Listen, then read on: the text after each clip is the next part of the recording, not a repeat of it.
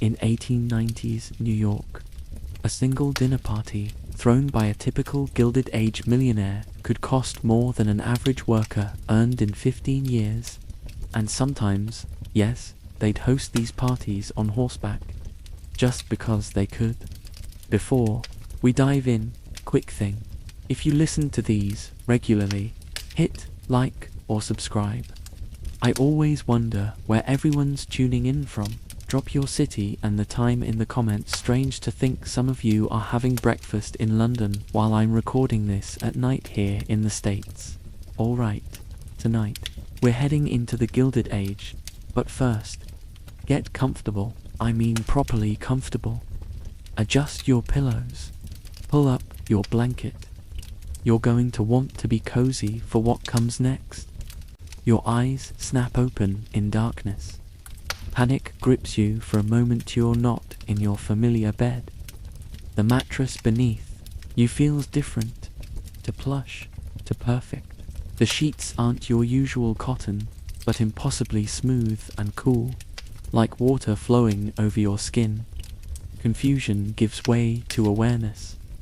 You're in an enormous bedroom with ceilings so high they disappear into shadow. This isn't your bedroom. Hell, it isn't even your century. The first thing you notice is the air, stale. Despite the massive space, carrying a hint of cold smoke that drifted in from outside. Then the weight of the covers hits you. 6 heavy silk quilts and a fur throw that would have cost a year's wages in 1895. You're lying in a mahogany, 4-poster bed that could fit 8 people comfortably, a silk canopy, hand-embroidered curtains, likely made by a poor seamstress who sacrificed her eyesight for this luxury. This bed alone could bankrupt most families. And yet here you are, in it. You take a deep breath, trying to process everything. Unlike your warm, modern bedroom, this massive chamber is chilly, despite a dying fire in a marble fireplace. Insulation wasn't a priority when you had servants to stoke fires all night. And speaking of servants, a soft knock at the door makes your heart race. Enter, you call, your voice strange to your own ears. The door swings open. A uniformed man in his 50s steps in, impeccably dressed in black and white. Posture behind him, for younger men in similar uniforms follow, each carrying silver trays. "Good morning, sir," the older man says, his tone deferential but not servile. "It's 7:15. I trust you slept well." And then it clicks. This is your valet. Not just any servant, but your personal manservant. Someone who probably knows more about your daily habits than your own spouse. Unlike your usual coffee and shower routine, you're about to experience how the 1% of the 1% started their day in the Gilded Age. "Shall I open the curtains, sir?" he asks, though he's already striding toward the massive windows. A cord in his hand, he parts the heavy velvet drapes, revealing a grey New York morning. Fifth Avenue stretches below, already bustling with carriages and delivery wagons. Central Park sprawls across the street.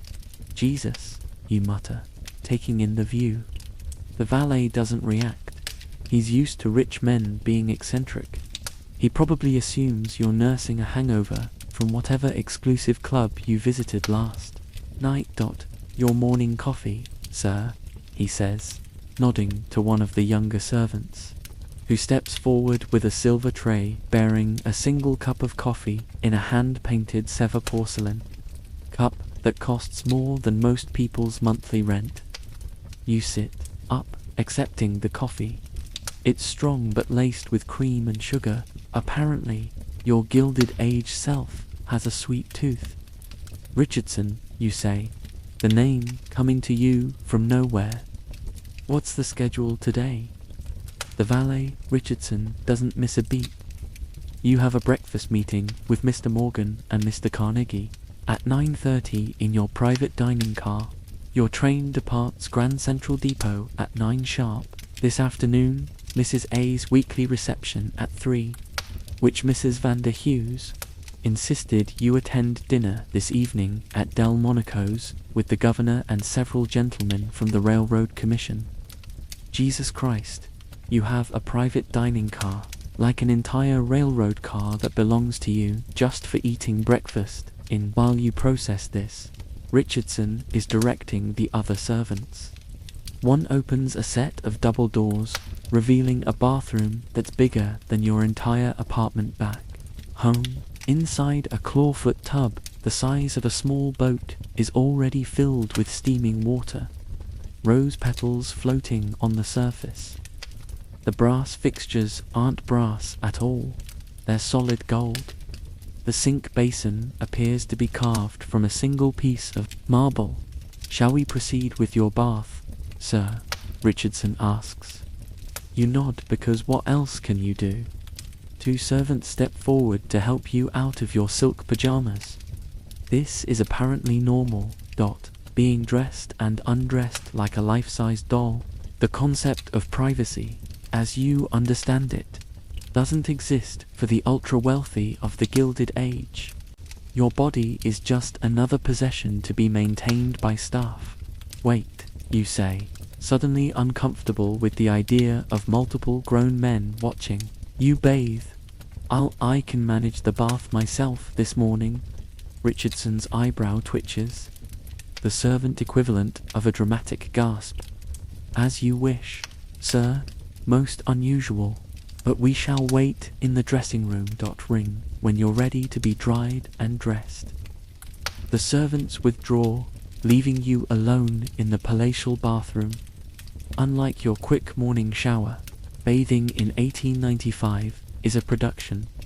The water is scented with imported oils. Beside the tub sits an array of soaps, each in its own silver dish: French mill, English lavender, Italian olive oil. The international array of cleansing products is dizzying. You slip into the bath, and for a moment the luxury is overwhelming. The water is perfectly heated, a luxury few could afford in an era when every drop of hot water required someone to haul fuel and tend a fire. As you soak, you notice something disturbing on your hands. Dirt under your manicured nails. Not just any dirt. Coal dust. The evidence of your empire, perhaps. You scrub it away, wondering what kind of industrial baron you've become. Steel, railroad, oil, banking, whatever it is, you're clearly at the top of the heap in an age when the richest 1% owned more wealth than the bottom 99% combined. The bathroom door cracks open. Sir. Richardson's voice floats in the time. Yes, coming. You say, suddenly aware that you've spent 10 precious minutes just sitting in water. An incredible luxury when servants measure their workday by the clock. You step out of the tub and immediately a servant appears with a warmed towel, another with a terrycloth robe. Embarrassment floods you as they efficiently dry your body, but you fight it down. This is normal for them, expected. They probably find it strange that you tried to bathe alone. Would Sir prefer the grey worsted wool suit or the navy pinstripe for the meeting with Mr. Morgan?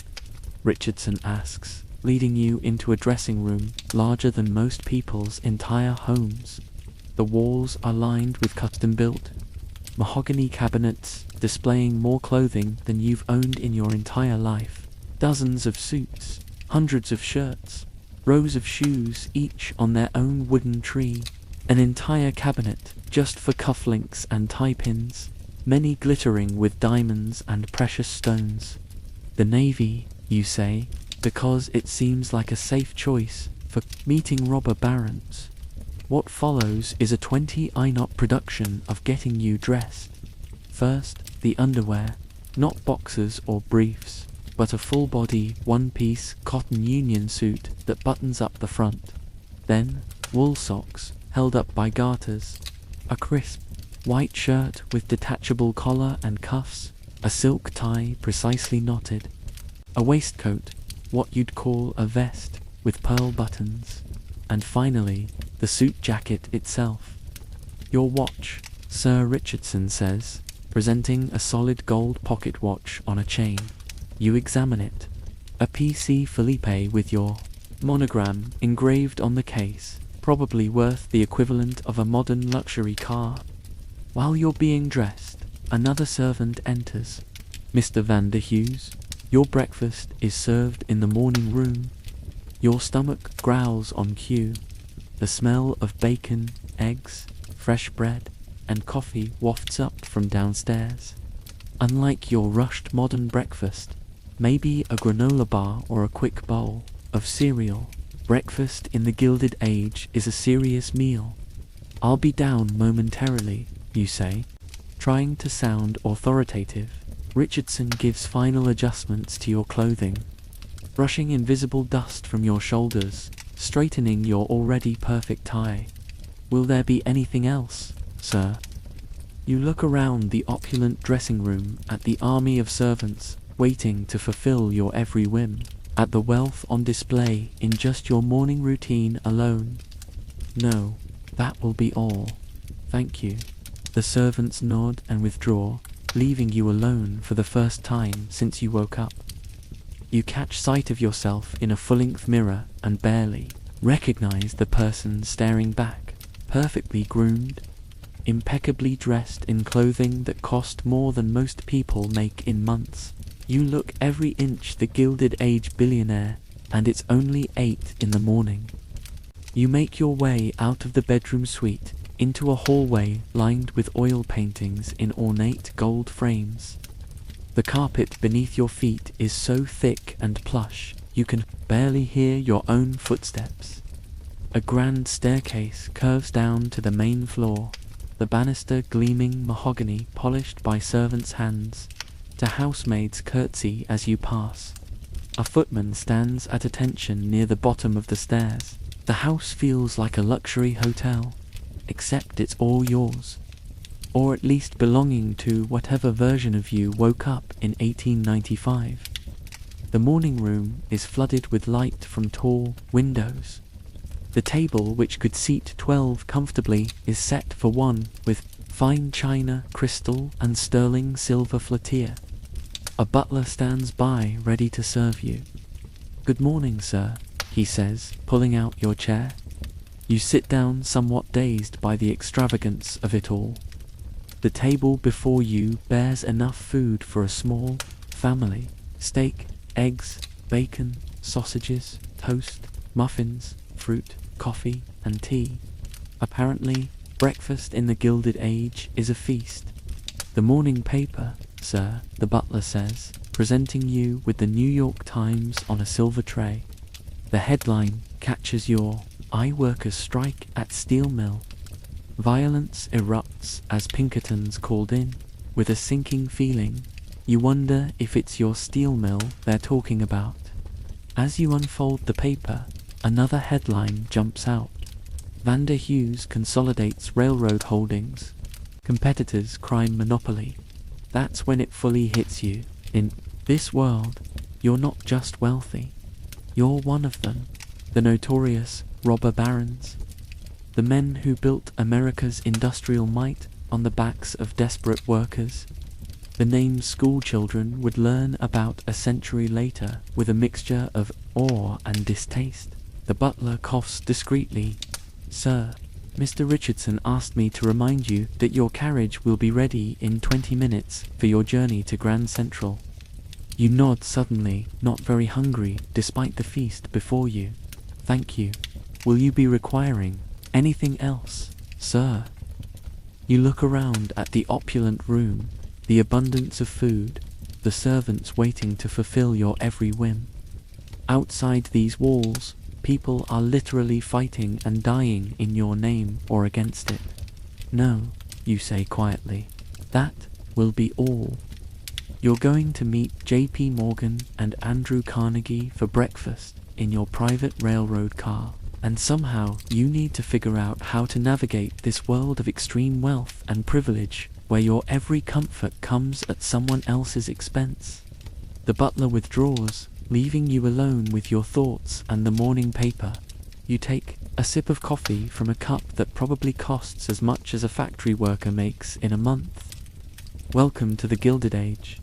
You've woken up as one of the richest men in America. The day has barely begun, and already you're learning that all that glitters is not gold. In the quiet morning room, surrounded by luxury that most people couldn't even imagine, you start to realize the weight of the golden chains you've woken up wearing. You're at the pinnacle of society, but at what cost? As you prepare to leave for your meeting with your fellow industrialists, you can't help but wonder, in a world of such extremes, what does it really mean to have it all? You step outside your Fifth Avenue mansion into the crisp morning air. The noise hits you. First horses' hooves on cobblestones, carriage wheels grinding, street vendors shouting. The smell follows horse manure mixed with coal smoke, a combination that defines city living in 1895.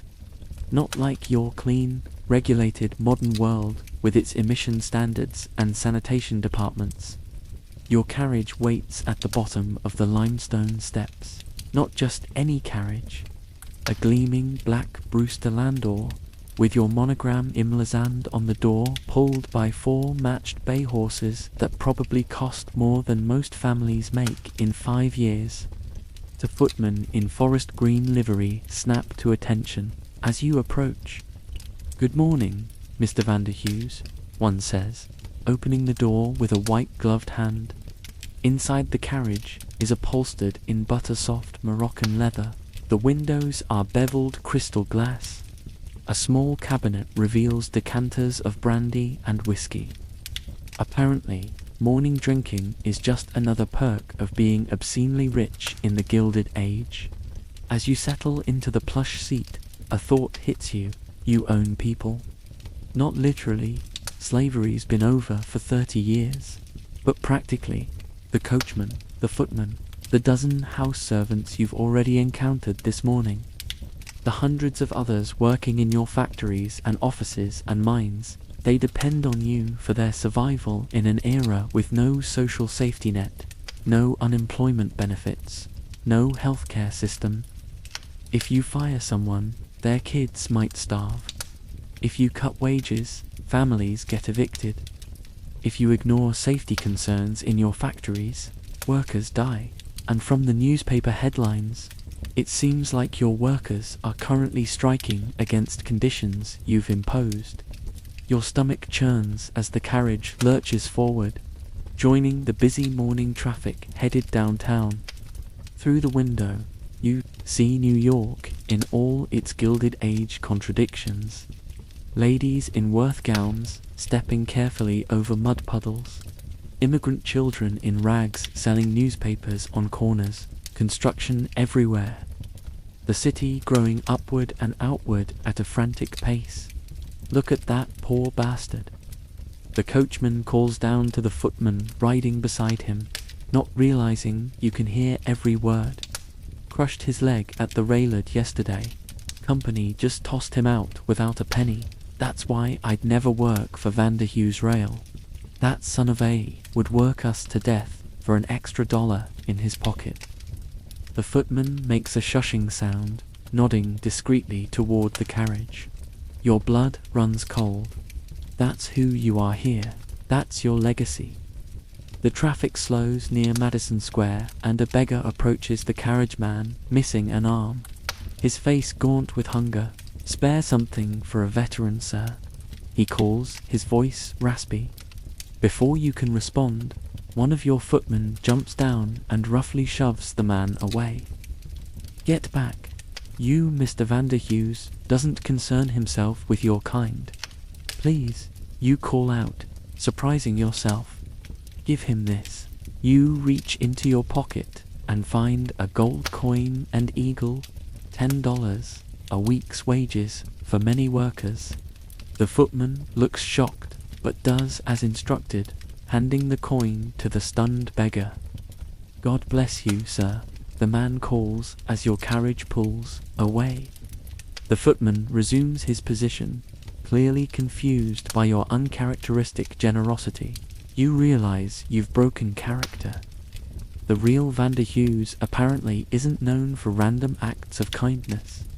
The carriage turns onto 42nd Street and Grand Central Depot comes into view. Not the soaring bazaars terminal of later years, but its more modest predecessor. Still, it's an impressive structure crowned with a glass and cast iron roof.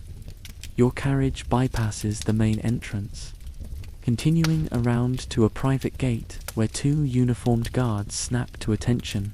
"Mr. Vander Hughes," one says, opening the gate to a private driveway that leads directly to the train platforms. Wealth in the Gilded Age means never having to mingle with the common folk. Your carriage stops beside a train platform where a single railroad car sits gleaming in the morning light. Not connected to any train, just waiting for you. "Holy shit," you mutter under your breath. This isn't just a private rail car. It's a palace on wheels, 60 feet long, painted a deep burgundy with gold leaf trim and your monogram emblazed on the side. A uniformed porter stands at attention on the small platform at the rear of the car. "Good morning, Mr. Vander Hughes," the porter says, opening the door for you. "Mr. Morgan has arrived and is waiting inside. Mr. Carnegie sends his apologies. He's running a few minutes behind." You nod, trying to act like this is all completely normal and step into another world. The interior of the rail car makes first-class airplane cabins look like cattle cars. The floors are covered in Persian carpet, so thick your feet sink into them. The walls are paneled in hand-carved mahogany, polished to a mirror shine. Crystal chandeliers hang from a ceiling painted with classical scenes. Apparently, even the ceiling of your private rail car needs to show off your wealth. The main salon features plush velvet armchairs and sofas arranged around small tables. A fireplace, an actual working fireplace, on a moving train, occupies one wall. At the far end, a dining table is set for breakfast with fine china, crystal, and sterling silver. And there standing by one of the windows with a glass of whiskey already in hand, despite the early hour, is J.P. Morgan himself. You recognize him immediately from history books. The bulbous, purplish nose, the result of a skin condition called rapima, that he hated having mentioned. The intense eyes under heavy brows. The immaculate tailoring of his suit.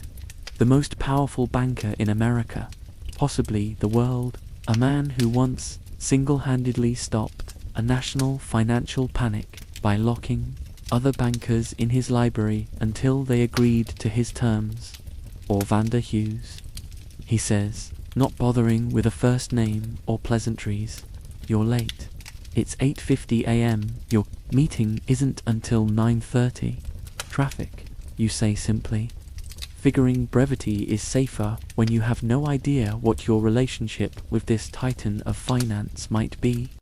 Morgan grunts, draining his whiskey. "Help yourself," he says, gesturing to a sideboard laden with decanters. Carnegie's train was delayed. Something about a workers' demonstration on the tracks. Damned nuisance. You pour yourself a small whiskey, mostly for show. Quite. "I've been looking at those reports you sent over," Morgan continues, fixing you with a stare so intense you have to force yourself not to look away. "The Western expansion numbers are solid, but this business with the strikes," he trails off, raising a bushy eyebrow. You scramble for a response that won't reveal your complete ignorance of your own business affairs. "Yes, well, labor troubles are an unfortunate reality these days," Morgan snorts. Fisk would have had those men shot and replaced by now. Jim Fisk, another railroad tycoon, notorious for his ruthlessness. Your apparent peer group is a rogues gallery of the most cutthroat capitalists in American history. I have my own methods, you say carefully. Indeed, you do, Morgan says, a hint of grudging respect in his tone. Your handling of the Burlington situation was impressive, cold-blooded, but effective. Didn't think you had it in you. Before you can figure out what terrible thing you supposedly did to the Burlington Railroad, the door opens and in walks Andrew Carnegie, the steel magnate, shorter than you expected, with a grey beard and the hint of his Scottish accent still present despite decades in America. A self-made man who started as a bobbin boy in a cotton factory and now controls the largest steel company in the world. Gentlemen, Carnegie booms. Surprisingly jovial for a man with his reputation. Apologies for the delay. Some ungrateful workers decided to lie down on the tracks. Can you imagine? As if I don't pay them a perfectly adequate $3 a day to work only 12 hours in my mills. 3 for 12 hours of dangerous labor in a steel mill. You do the quick math. 25 cents an hour in blistering heat surrounded by molten metal and machinery that can kill in an instant. Morgan and Carnegie both laugh, clearly expecting you to join in. You manage a weak smile, a soft knock at the door, and the porter enters. Gentlemen, breakfast is served, and the engineer informs me we'll be departing momentarily. You hadn't even noticed the train starting to move. The ride is so smooth. Through the windows, you see Grand Central Depot sliding away as your private palace on wheels begins its journey. The three of you move to the dining table, where a steward is already pouring coffee into fine bone china cups. The table is set with a feast that would feed a dozen people: smoked salmon, caviar, poached eggs, rashers of bacon, silver dishes of butter, baskets of fresh bread and pastries. Now then, Morgan says as he unfolds his napkin, to business. The three of us control enough railroad stock to effectively set national freight rates. I propose we use that leverage. And just like that, you're participating in what is almost certainly an illegal conspiracy to fix prices across an entire industry. Price fixing that will raise costs for farmers, shipping crops, for factories, shipping goods, costs that will ultimately be passed down to regular people just trying to live their lives. The Interstate Commerce Act specifically forbids pooling arrangements. You say, recalling a dim fact from a long ago history class. Morgan and Carnegie stare at you like you've grown a second head. Since when do you care about government regulations? Carnegie asks, genuine confusion in his voice. Did your wife make you go to church yesterday? He laughs at his own joke. Morgan is less amused.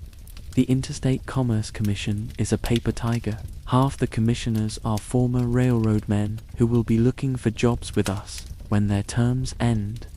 They understand how business works. In other words, regulatory capture, the practice of industry controlling the very government bodies meant to oversee them. A problem that still exists in your own time. But here in the Gilded Age, it's not even hidden, it's just how business is done. Of course, you say quickly, I merely thought it worth mentioning the legal considerations. Morgan snorts. Legal considerations didn't stop you from bribing that entire state legislature last year. What was it you called it? An investment in governmental relations? Jesus Christ. Apparently, you're not just a ruthless businessman, but an outright criminal in this timeline. Now then, Carnegie says, spreading caviar on toast with the casual air of a man who's forgotten that fish eggs are a luxury. I've been thinking about your offer for the Pittsburgh Central line. I'm inclined to accept with certain conditions. You have no idea what offer he's talking about, but you nod as if you do. I thought you might be.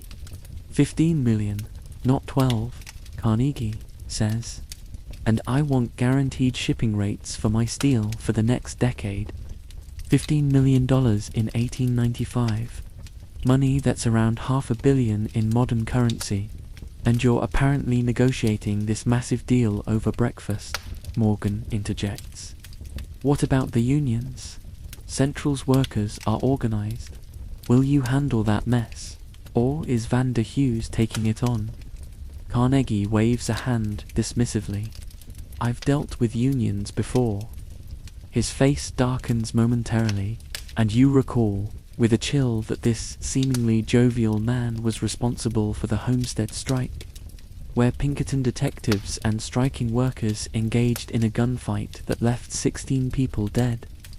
My men can sort it out, you say vaguely. The train curves gently, and through the windows you see the Hudson River glittering in the morning sun.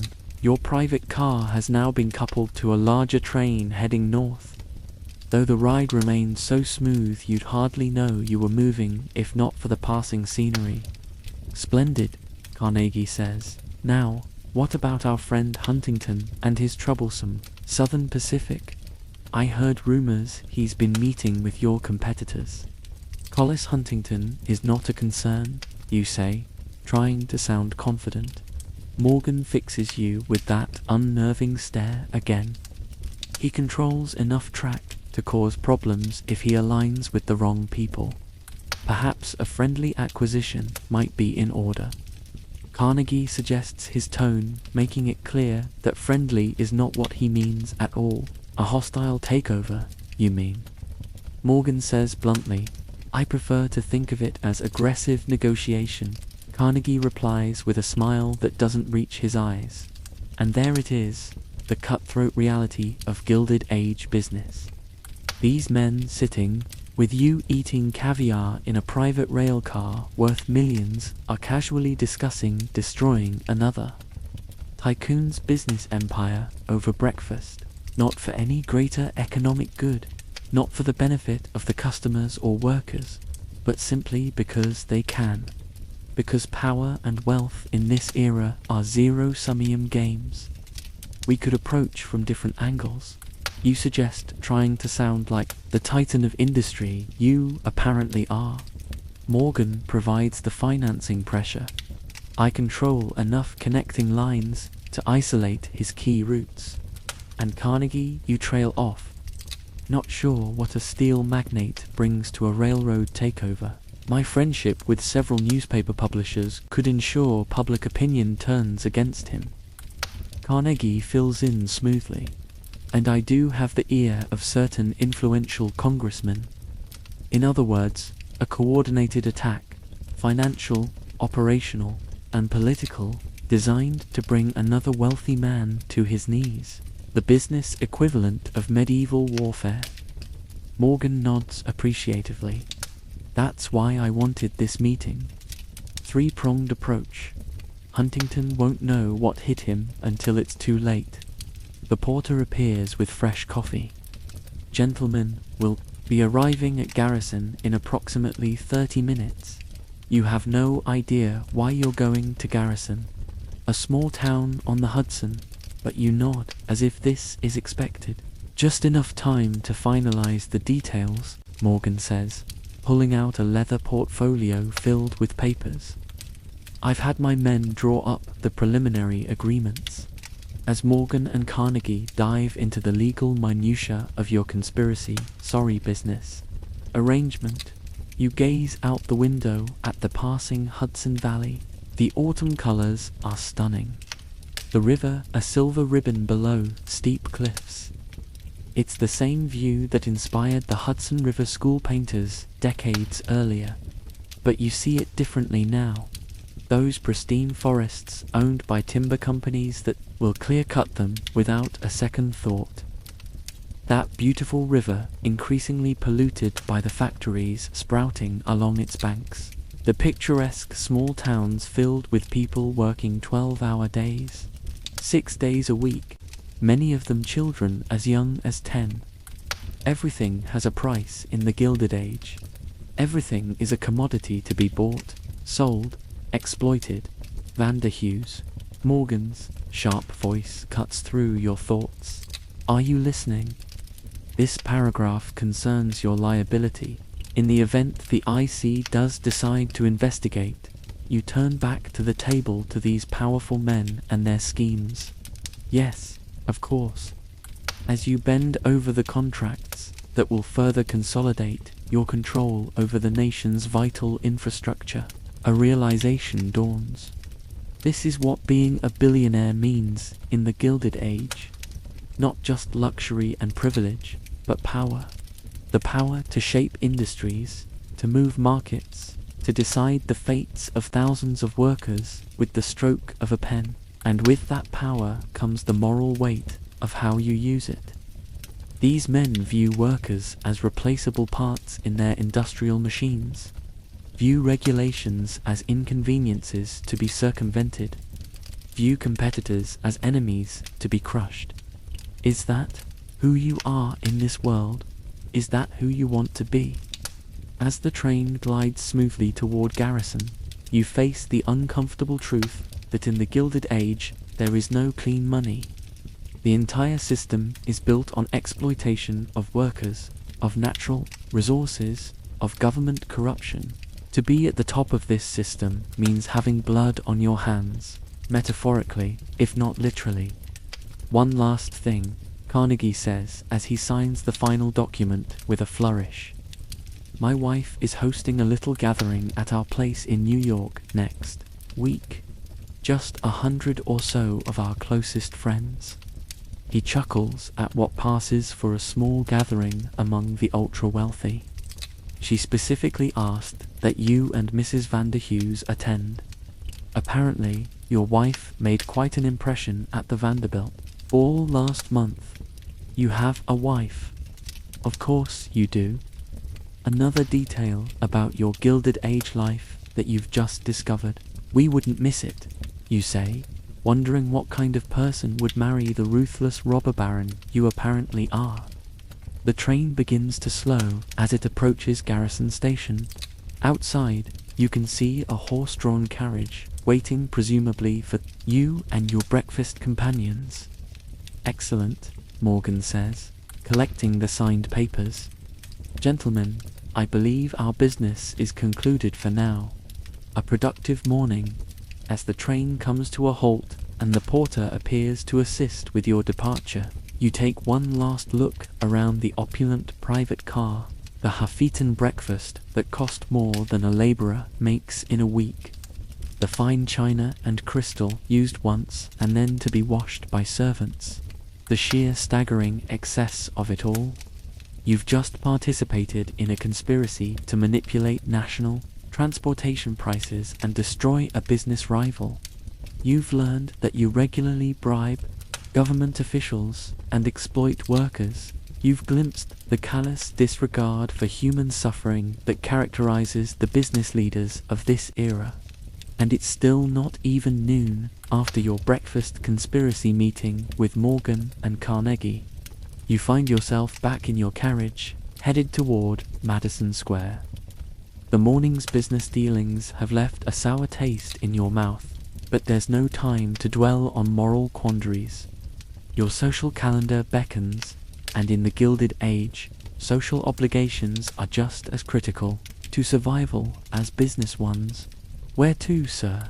Your driver calls down. You consult the small leather notebook you found in your jacket pocket. Inside, in elegant handwriting, not yours, is a detailed schedule of your day. Home first, you reply, then to Mrs. Ayres at 3. Mrs. Astor, even you, with your limited historical knowledge, recognize that name. Caroline Etter, the Mrs. Etter, the self-appointed gatekeeper of New York society, the woman who, along with social arbiter Ward Mallister, created the famous 400. The definitive list of who mattered in New York society, named because that was supposedly the number of people who could fit comfortably in her ballroom, though, really, it was about creating artificial scarcity in a world of expanding wealth. Getting on that list meant you'd arrived, Staying off it meant social death. Your carriage turns onto Fifth Avenue, rejoining the parade of wealth, making its way up and down Manhattan's most fashionable street. Ladies in enormous hats stroll, with parasols. Gentlemen tip their bowlers to acquaintances. Children in sailor suits are paraded by their nursemaids. It's a carefully orchestrated display of leisure and prosperity. As your carriage approaches your mansion, you notice something you missed in your morning departure: the building itself. 5 stories of limestone and marble designed in the French Renaissance style that's all the rage among New York's elite. Massive bay windows, intricate corns, a copper mansard roof, already developing a green patina. The thing looks like a cross between a palace and a wedding cake. Your neighbors include the Vanderbilts, the Goulds, the Whitney, who's who of Gilded Age wealth. Real estate values on this stretch of Fifth Avenue are among the highest in the world. The carriage stops, and the footman leaps down to open your door. As you step out, you notice a woman watching you from one of the bay windows on the 2nd floor. She quickly moves away when your eyes meet. Your wife, perhaps. The butler opens the front door before you reach it. "Welcome home, sir. Madame is in the morning room and asked to see you upon your return." Madam, your wife definitely has a name, but apparently even the household staff refers to her by her title rather than anything so personal as a name. The formality of Gilded Age life continues to astound you. "Thank you," you say, handing off your hat and gloves to a waiting footman. "I'll see her now." The butler looks momentarily surprised at your courtesy. Apparently, "thank you" isn't a phrase that often passes your lips in this timeline, but quickly recovers his professional demeanor. "Very good, sir." You follow him through the grand entrance hall, past priceless artwork and furnishings to a sunny room overlooking the side garden, and there she is, your wife. She sits at a delicate writing desk, penning correspondence on monogrammed stationery. Her morning dress is simpler than you expected, just cream silk with subtle lace trim, but still obviously expensive. Her dark hair is piled atop her head in an intricate arrangement that must have taken her lady's maid an hour to create. She looks up as you enter, her expression guarded. "You wanted to see me?" you ask, suddenly nervous. "What kind of relationship do you have with this woman? Are you cruel to her?" "Distant, loving, George," she says, using your apparent first name. "I wanted to confirm you'll be accompanying me to Caroline's this afternoon." She was quite pointed in her invitation that both of us should attend. Her tone is formal, but not cold.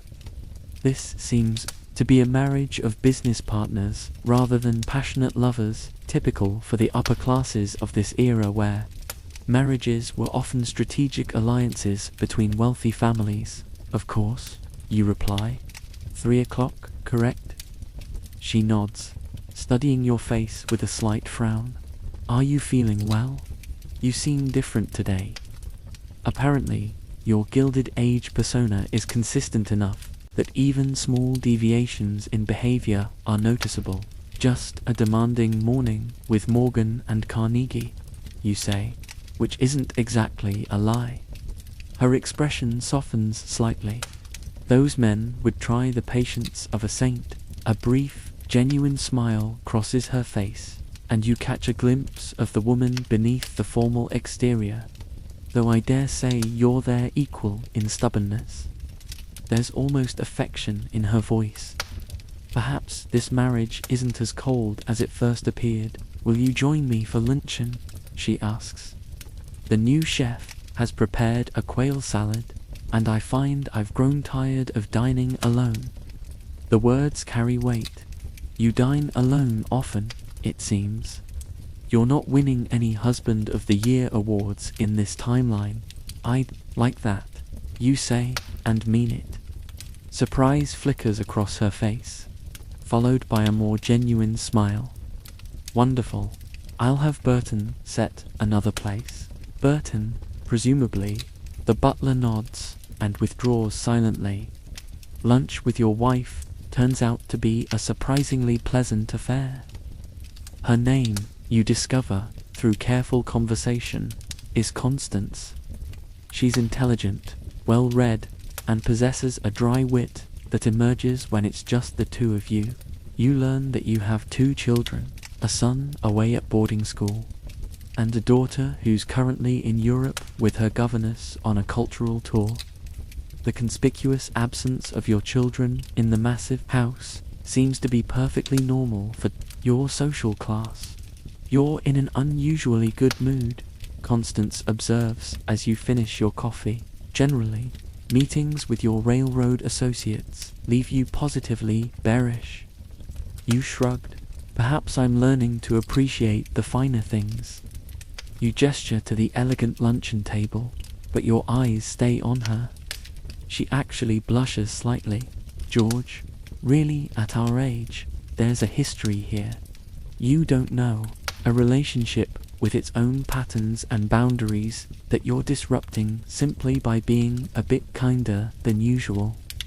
It makes you wonder what kind of man you are in this world. That simple courtesy and attention make your wife look at you like you've grown a second head. I should dress for Caroline's, Constance says, rising from the table. It wouldn't do to be late. Heaven forbid, you say, with a touch of sarcasm that makes her smile again. You know how she is. 3 o'clock means 3 o'clock, not 5. Not 5 minutes, till the woman runs her drawing room like a German train station. You laugh, and she looks pleased at having amused you. There's a glimpse of what might have been a warm relationship once, now buried under years of wealth and social obligation. Constance leaves to prepare, and you have some time to yourself. You wander the mansion, trying to learn more about your life here. Your private study is a masculinely decorated room with leather-bound books, hunting trophies. Apparently, you've shot everything from lions to elephants, and a massive desk piled with paperwork.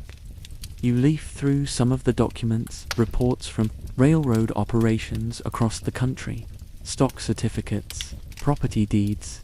The scale of your wealth is dizzying. You own land in 27 states.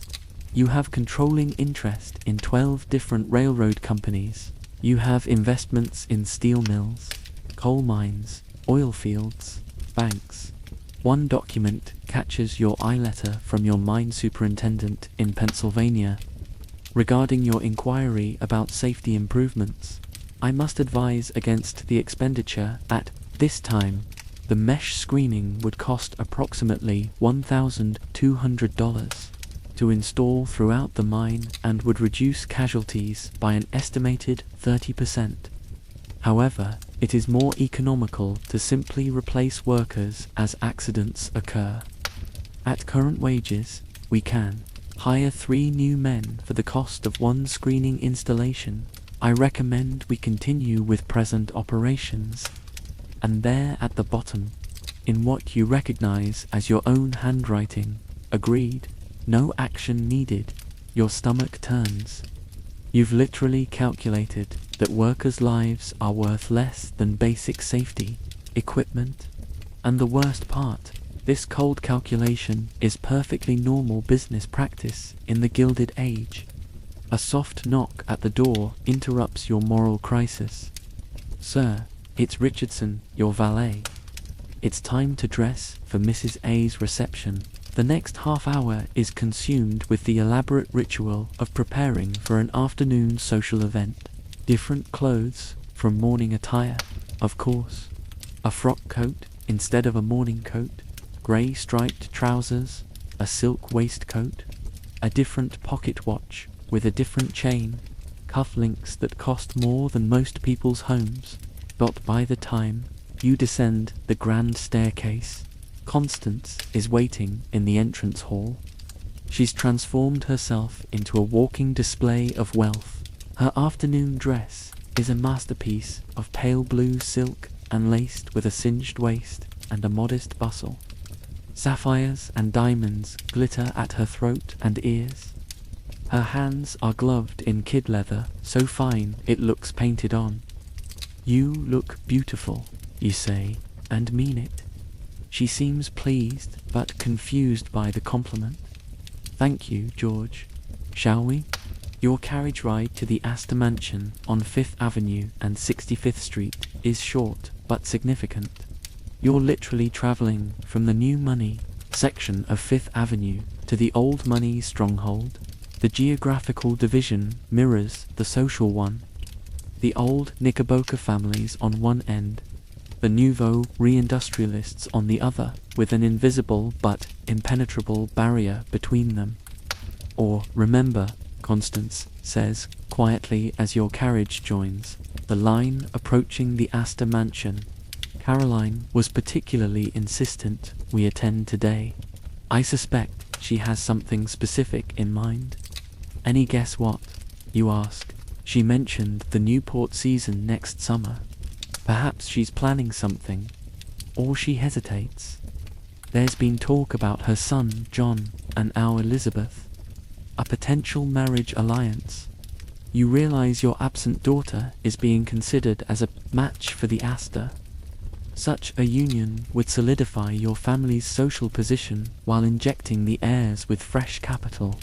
A perfect Gilded Age arrangement." "I see," you say neutrally, wondering how you feel about essentially selling your daughter to raise your social status.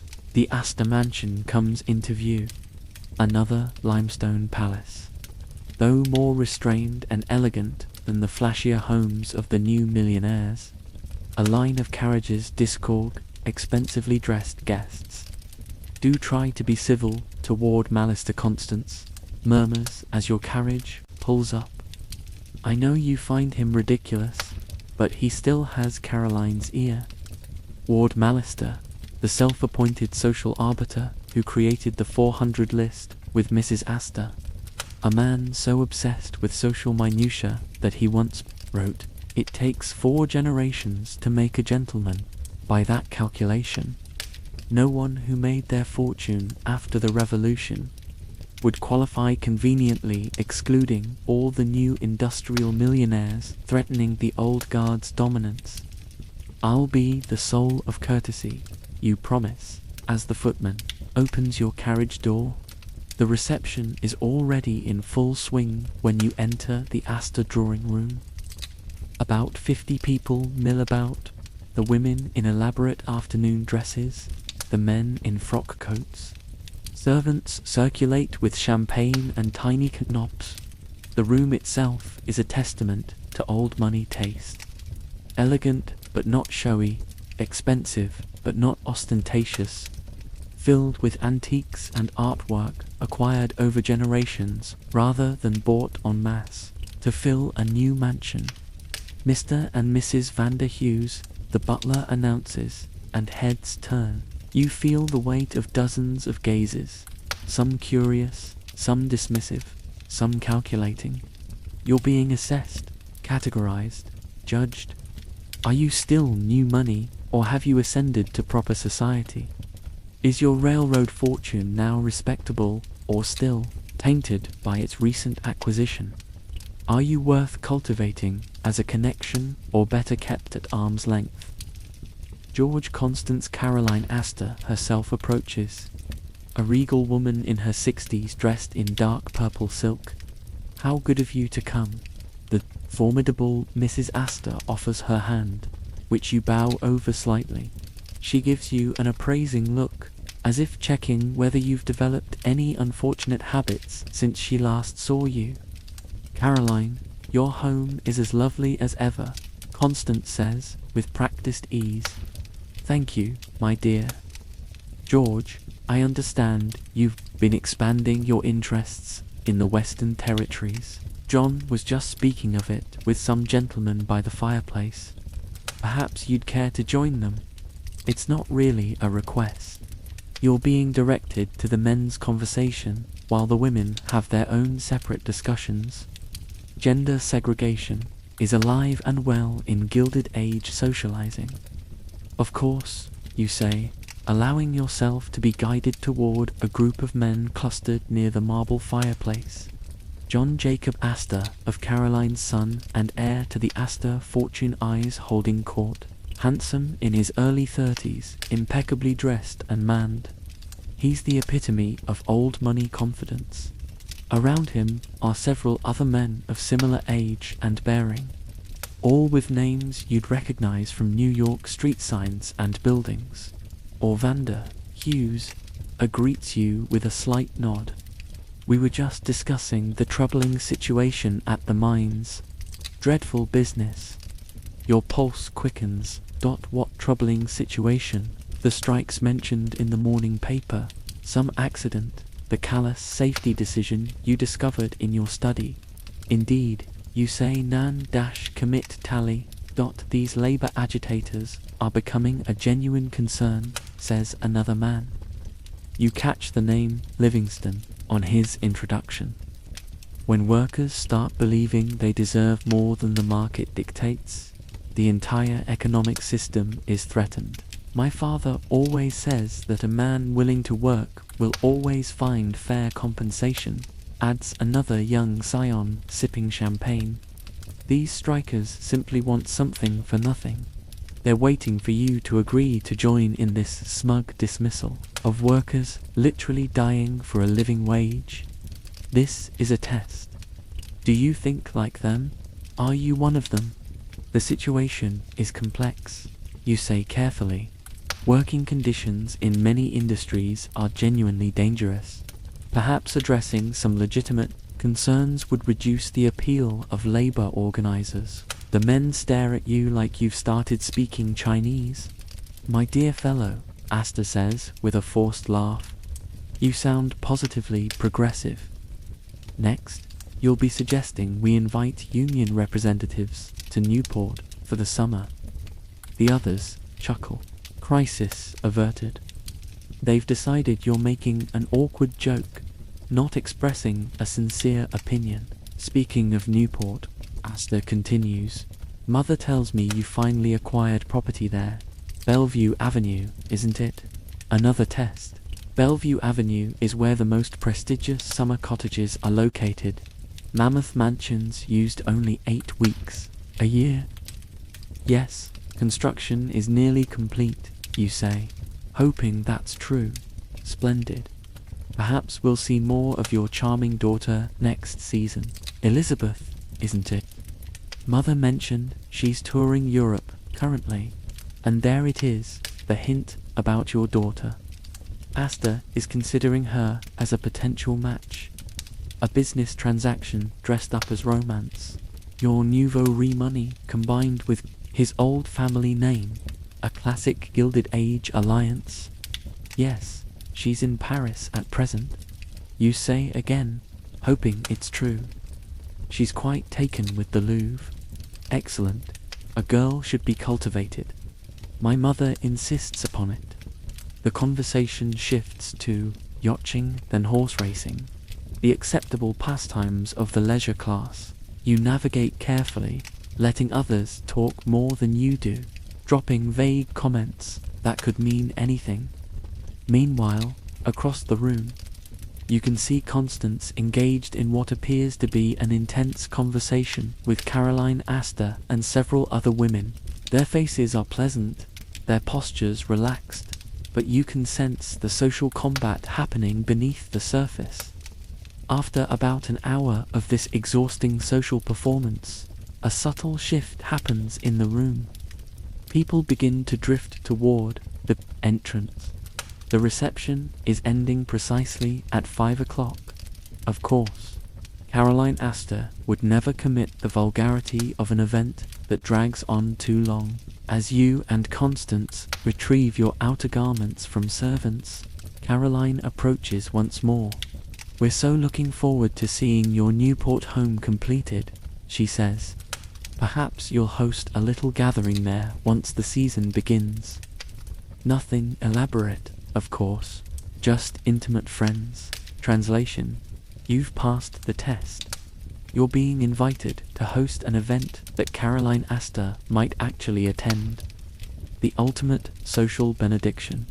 We'd be delighted, Constance replies, a hint of genuine pleasure breaking through her social mask. Caroline smiles thinly. Wonderful. Oh, and do bring Elizabeth.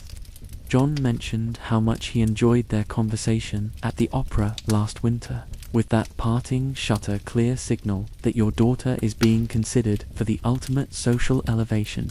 Caroline moves on to the next departing guests. In the carriage ride home, Constance practically vibrates with suppressed excitement. Did you hear? She as good as invited herself to Newport. And the way she mentioned Elizabeth and John George. Do you realize what this means? I believe so, you say, watching the emotions play across her face. After all these years, she says more to herself than to you. All the snubs, the closed doors, the whispers about new money and Western vulgarity. Finally, you see it clearly now. The driving force behind your wife's life, perhaps behind your entire marriage. Social acceptance. The desperate need to be recognized as equals by people whose only claim to superiority is having gotten rich earlier than you did. It seems so petty, so meaningless compared to the life and death concerns of the workers in your mines and factories. But in the Gilded Age social hierarchy, this is survival of a different kind. Constance has been fighting a war with weapons of calling cards and dinner invitations, and she's finally glimpsing victory. You don't seem as pleased as I expected, she says, studying your face. I was just thinking about the cost, you reply truthfully. She misunderstands. The Newport house. I know it's been dreadfully expensive, but surely it's worth it for what it will mean for Elizabeth's future. An Astor match. Even your father couldn't have dreamed so high. The real cost, you think but don't say, is much higher than dollars. It's the crushing of workers' lives to build fortunes. It's the corruption of government to protect those fortunes. It's the reduction of your daughter to a commercial transaction to be traded for social status. But in the gathering dusk of Fifth Avenue, as your carriage rolls past other limestone palaces just like yours, you keep these thoughts to yourself. You're learning that survival in the Gilded Age requires different masks for different situations. Ruthless businessman, social climber, family patriarch. The carriage turns into your driveway and servants appear to assist your descent.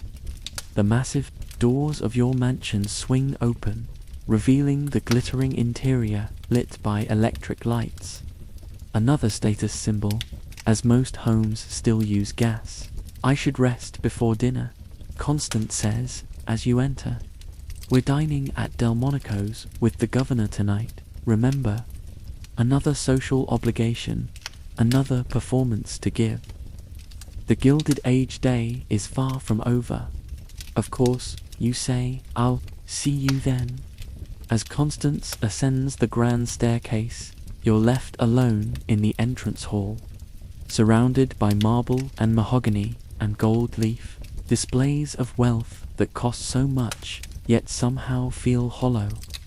You're starting to understand that the true currency of the Gilded Age isn't just money. Its social position, influence, power, and the pursuit of these things consumes every waking hour of the elite.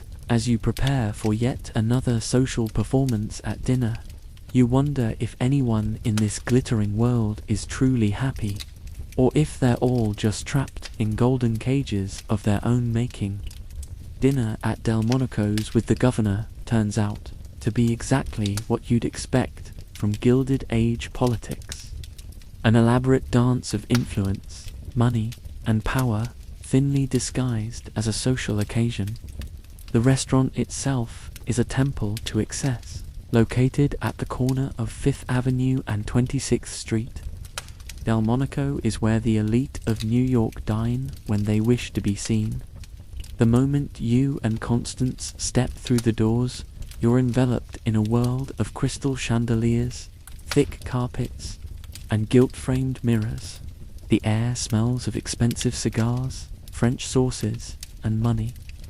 Governor Flower, a portly man with impressive mutton chop whiskers, greets you with the practiced warmth of a career politician.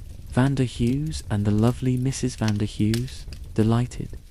Absolutely delighted. Around a private table in the back room, you meet the rest of your dinner companions, 2 state senators, a judge, and several businessmen who are clearly lobbyists. Their wives sit in a cluster at one end of the table, while the men congregate at the other.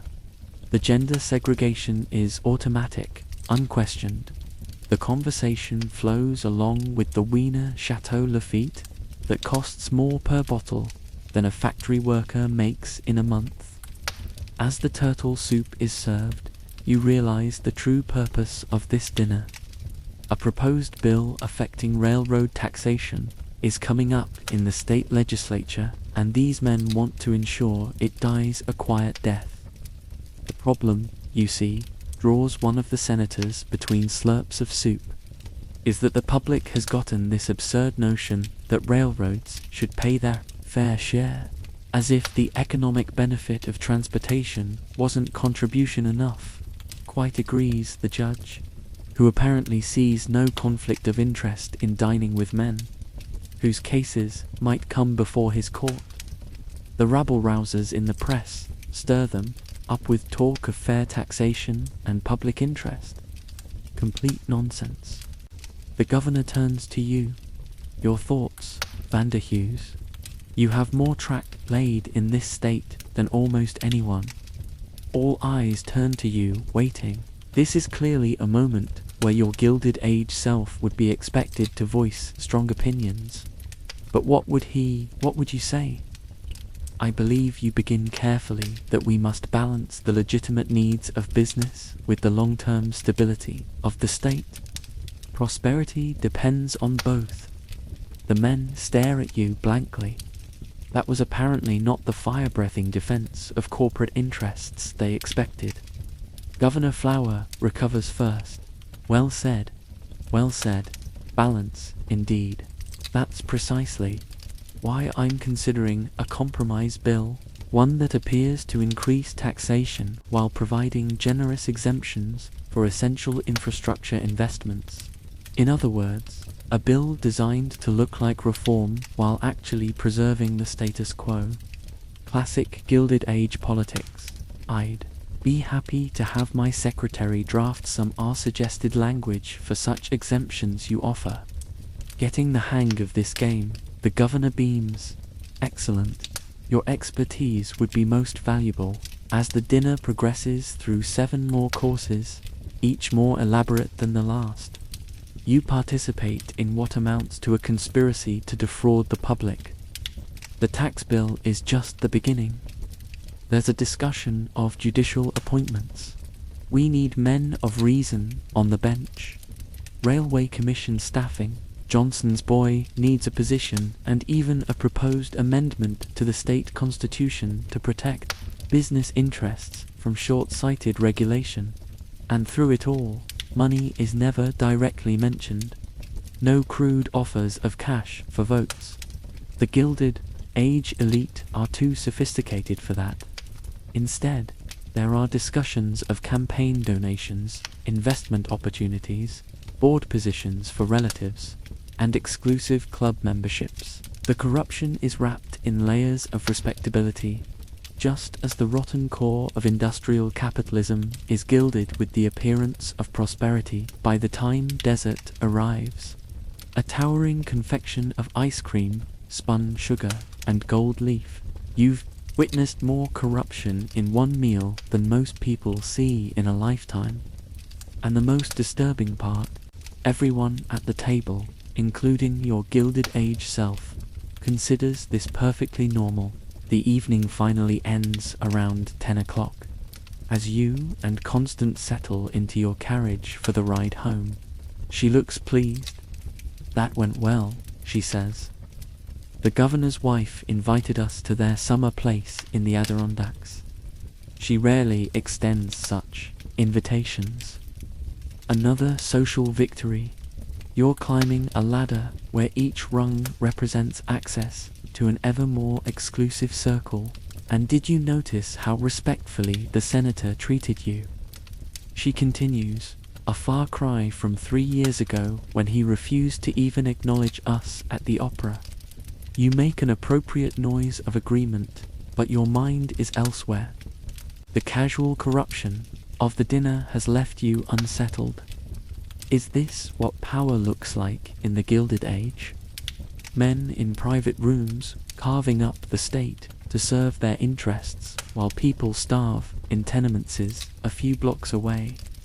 Back at your mansion, Richardson is waiting to help you change for the night. The ritual of undressing is nearly as elaborate as dressing, with each garment carefully removed, inspected, and handed off to specialized servants as Richardson helps you into a silk dressing gown. He coughs discreetly. Sir, there was a telegram while you were out from Newport. He hands you a yellow piece of paper. The message is brief. Construction completed. Stop furniture installed. Stop staff hired. Stop ready for inspection. Stop. Your Newport cottage is apparently finished. The summer palace you've built to cement your social status among the elite. Also, Sir Richardson continues, your private car has been prepared for tomorrow's journey as requested. You hadn't known you were leaving tomorrow, but apparently your Gilded Age self had already made plans to visit Newport and inspect your new summer home. Thank you, Richardson. What time do we depart? 9 o'clock, sir. Mrs. Vanderhughes has chosen to remain in the city to oversee preparations for next week's dinner party. You'll be traveling alone. That simplifies things. You won't have to maintain your charade in front of Constance, at least for a day or two. Very good. Good night, Richardson. Good night, sir. Left alone in your opulent bedroom, you find sleep elusive. The day's events swirl in your mind. The business conspiracy with Morgan and Carnegie, the social maneuvering at the Astor reception, the political corruption at dinner. Is this what it means to be wealthy in the Gilded Age? Is this success? You drift off, eventually, but your dreams are troubled by images of workers trapped in burning factories, of children laboring in coal mines, of families huddled in tenement rooms, while you sleep under silk in a room bigger than their entire building. Morning comes too soon. You're awoken again by Richardson and his team of servants. The elaborate dressing ritual is performed, and by 8:30 you're in your carriage, headed for Grand Central Depot. Your private rail car awaits, just as luxurious as yesterday but configured differently. The dining table has been removed and the seating arranged for daytime travel. A desk has been set up with papers neatly stacked. Apparently, you're expected to work during the 5-hour journey to Newport. The porter greets you with a bow. Good morning, Mr. Vanderhughes. We'll be departing momentarily. Cook has prepared breakfast whenever you're ready, and I've laid out the morning papers. As the train pulls out of the station, you settle into a leather armchair and examine the pile of newspapers. The headlines are a window into the Gilded Age. Steel strike continues. Violence reported. Tenement fire kills 23 in Lower East Side. President Cleveland denies tariff changes. Mrs. A's reception draws society elite. That last one catches your eye. You scan the article and find your name listed among the attendees, with a special mention of your intimate conversation with John Jacob Astor and speculation about a possible match between the Astor and Vanderhoo families. Society gossip, it seems, is serious business in the Gilded Age. The porter appears with breakfast, eggs, steak, toast, pastries, fresh fruita, luxury even in February. Coffee and a glass of champagne accompany the spread. Morning drinking, apparently, is still very much a thing for the upper classes. Will you be requiring anything else, sir? He asks. No, thank you, you reply, still uncomfortable with being waited on hand and foot. Very good, sir. I'll be in the service compartment if needed. Left alone with your feast and your thoughts, you stare out the window as New York gives way to the Connecticut countryside. Near the cities, the landscape is industrial, factories belching smoke, tenements crammed against railroad tracks, workers trudging through snow to morning shifts. Further along, the scene softens into frozen rivers, snow-covered forests, and occasional grand estates set back from the tracks. The journey passes in a blur.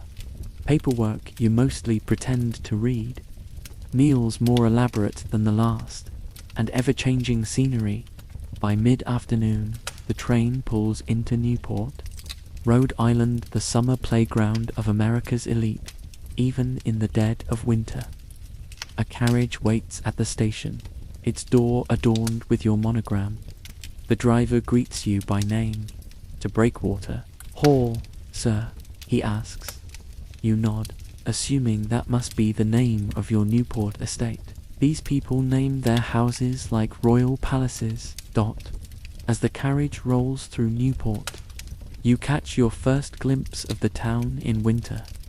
Most of the massive cottages' laughable understatements are shuttered and silent. Only a few show signs of life, likely the year-round homes of local gentry rather than the palaces of New York millionaires.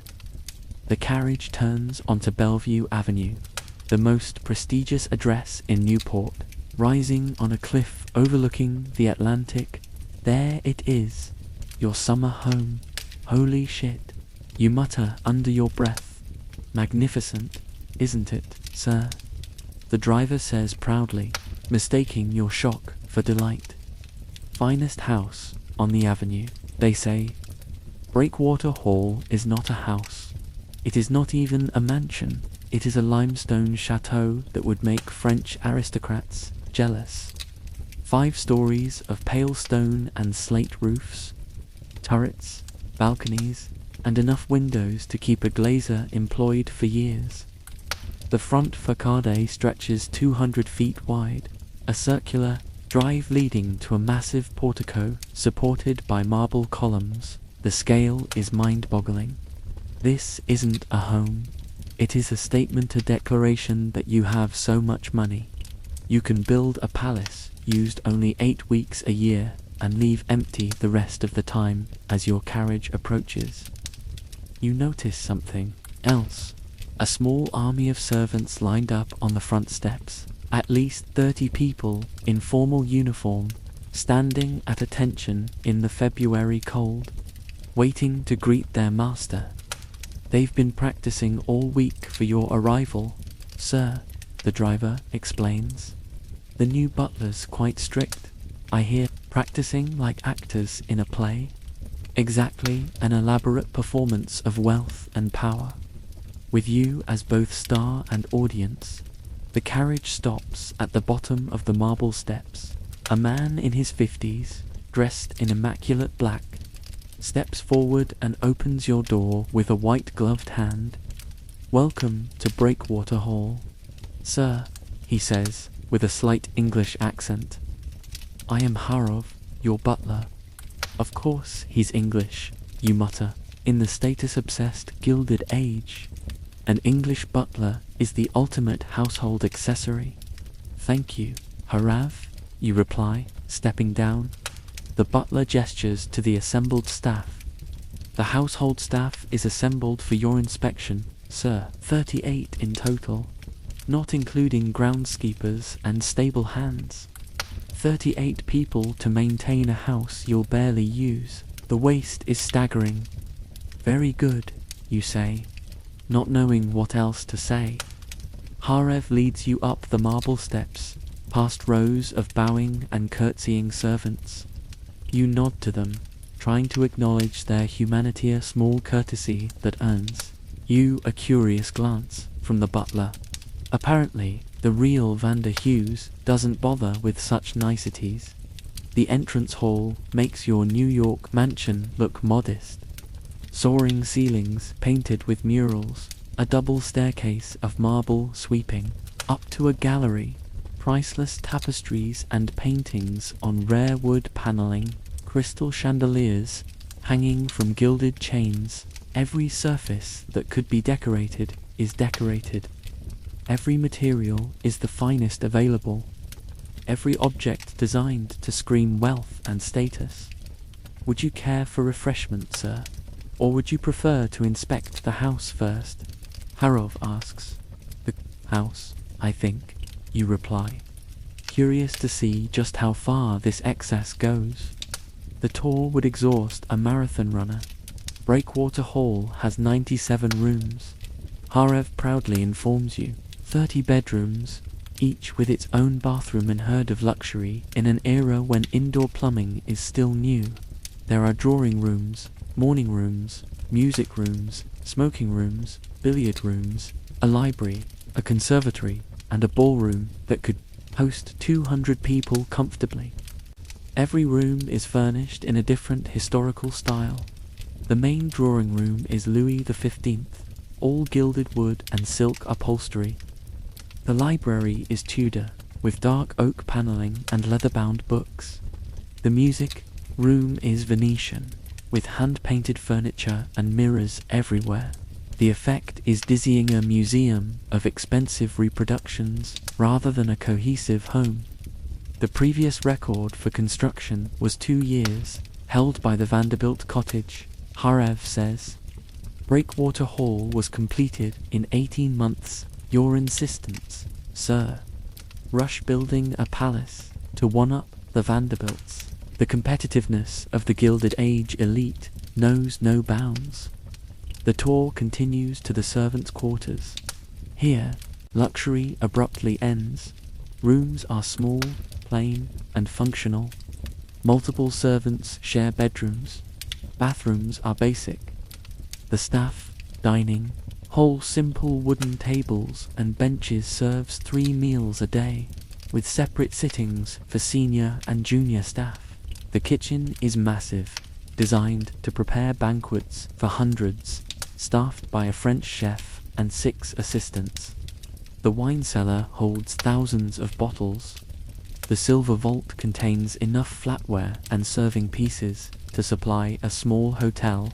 The linen room is stacked with monogrammed sheets and tablecloths. By the time you reach the basement to inspect the coal furnaces and electric generators, Breakwater Hall has its own power plant. Rare in 1895, your head is spinning. Is everything satisfactory, sir? Harev asks as you return to the main floor. You nod, unable to find words that won't betray your shock. This isn't a home, it's a monument to ego and competitive consumption. A building designed not for comfort or beauty, but to announce to the world that you have more money than taste. Tea will be served in the morning room, Hargrove continues. And then perhaps you would like to rest before dinner. Chef has prepared a special menu for your first night at Breakwater Hall. Yes, that sounds fine, you say, following him to yet another overly decorated room where a maid in starched uniform is setting out a silver tea service. Left alone with your tea, you have a moment to absorb the absurdity of your situation. You're the sole occupant of a 97-room palace with a staff of 40 people whose only purpose is to serve your needs. The waste of resources, human financial materialists, almost physically painful to contemplate. But this is success in the Gilded Age. This is what men like Morgan, Carnegie, Vanderbilt, and apparently you strive for. Not just wealth, but conspicuous consumption. Not just power, but visible dominance. Houses like Breweter Hall aren't built for comfort. They're built as competitive displays, stages for social combat. As you sip tea from a Sevres porcelain cup that costs more than a coal miner makes in a year, you wonder, how did America arrive at this point? How did we create a society where such extreme inequality isn't just tolerated but celebrated? Where men are admired for building palaces while children work 14-hour days in their factories? Through the tall windows, you can see the Atlantic Ocean crashing against the cliffs below your property. The view is spectacular, the kind people travel thousands of miles to experience. But you'll enjoy it for a few weeks in summer, then leave it empty because that's what people of your class do. They buy beauty and then ignore it. A soft knock at the door interrupts your thoughts. A footman enters with a silver tray bearing a telegram. "This just arrived for you, sir." The yellow paper bears a brief message. "Trouble at Pittsburgh Mill. Stop workers threatening general strike. Stop Pinkerton. Agents standing by. Stop. Await your orders. Stop. More labor unrest. More desperate workers demanding basic rights. More private police ready to crack skulls in defense of your profits." This is the dark side of Gilded Age success. The foundation of violence and exploitation on which these palaces are built. Every crystal chandelier in Breakwater Hall was paid for by the sweat and blood of workers who will never see the inside of this house, except perhaps as servants. You crumple the telegram, unsure how to respond. Your modern sensibilities recoil at the thought of setting armed thugs on striking workers. But in this world, in this role, what are your alternatives as the winter sun sets over the Atlantic, casting long shadows through the ornate windows of your summer palace? You face the fundamental moral question of the Gilded Age. Is any of this worth the human cost? Harov appears at precisely 6 o'clock to announce that dinner is served. Another elaborate ritual begins. A 7-course meal prepared by 6 people, served by 4 for you alone at a table that seats 24. The absurdity would be comical if it weren't so obscene. "Will there be anything else, sir?" Harov asks as the dessert plates are cleared.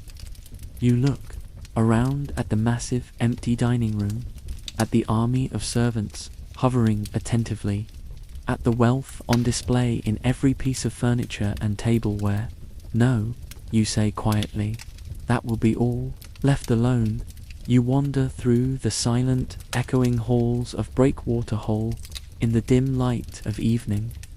With most of the rooms dark and empty, the house feels less like a home and more like a mausoleum monument to an ego that needed this much space, this much luxury, this much excess to feel satisfied.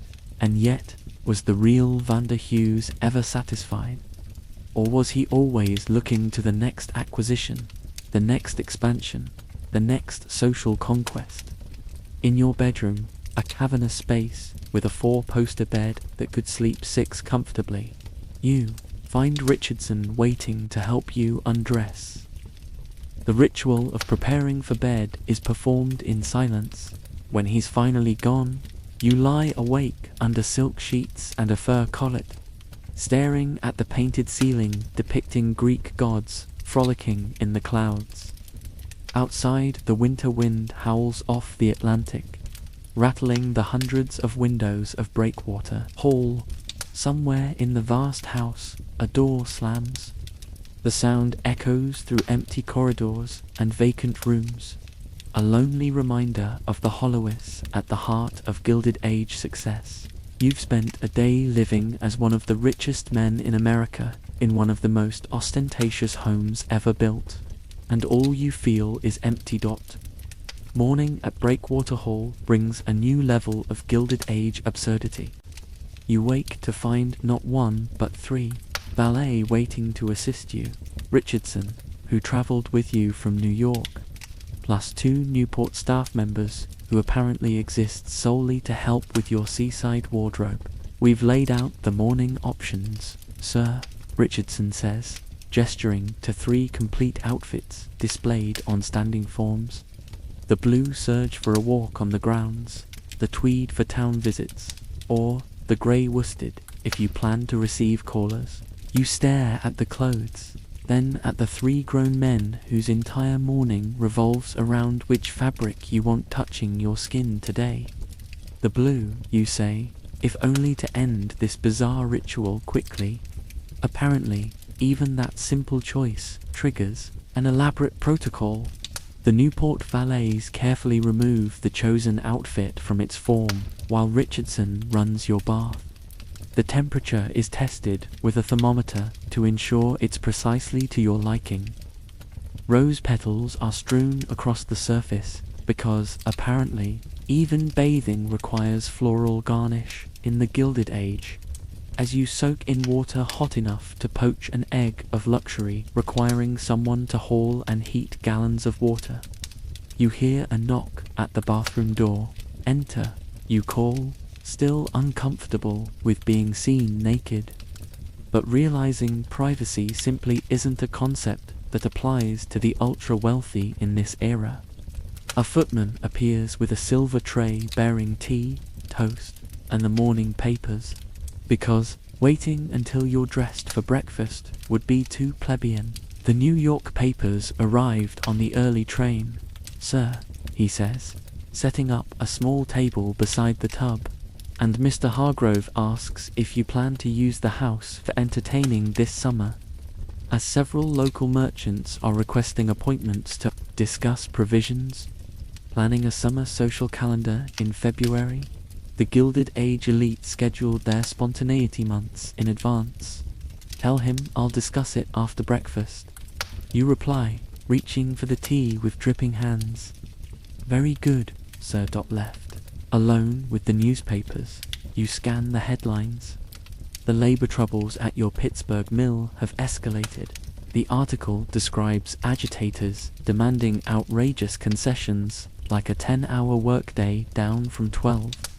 1 day off per week, and safety equipment. The writer's tone makes clear these are considered radical, unreasonable demands. More troubling is a small item on page 3, child killed in mill accident. A 12-year-old boy working as a sweeper in your Pittsburgh steel mill caught his arm in an unguarded gear and was pulled into the machinery, dead before the foreman could even shut down the line. The article notes that operations resumed within the hour. You feel physically ill. A child died in your factory and production barely paused. Is this the price of breakwater haul of your private rail car and French chef and wardrobe of handmade suits? The 3 valets return before you can sink too deeply into these dark thoughts. The bathing ritual concludes. The dressing ceremony begins, and 45 minutes later you're finally prepared to face the day in which you have absolutely nothing required of you except existing in luxury. Breakfast is served in a glass-walled conservatory overlooking the Atlantic. The February sun sparkles on waves crashing against the cliffs below. Inside, surrounded by exotic plants shipped from warmer climates at astronomical expense, you dine on food imported from across the country and around the world. Florida oranges, house strawberries, Virginia ham, English muffins, Brazilian coffee. Harav hovers nearby, directing the small army of servants, silently attending your every need. He approaches when you've finished your coffee. Regarding the summer entertaining, sir, he begins.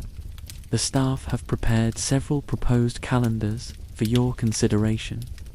He presents a leather portfolio containing meticulously hand-drawn schedules with different scenarios, a moderate season of 5 major events, a more ambitious season of 8 events, or a social blitz of 12 events that would have breakwater, all occupied almost continuously from June through September. Mrs. Disaster has already made inquiries about your plans. Harav adds, as have the Vanderbilts and Ulrichs. The social competition never ends. Even in the dead of winter, the jockeying for summer status is well underway, and there is the matter of the sailing rig. Harav continues. The committee is hoping you'll host the opening reception as your property has the best view of the starting line. You nod, trying to look like this matters to you. The moderate schedule seems most reasonable. And yes, to the regatta reception. Very good, sir. Oh, and chef inquires about your preferences for tonight's dinner party. You blink in surprise. Dinner party. Harav's expression remains neutral, but you sense his concern at your apparent memory lapse. Yes, sir. You telegraphed ahead to arrange an intimate gathering of local year-round residents. The invitations were sent out last week. 8 guests are expected at 7 o'clock.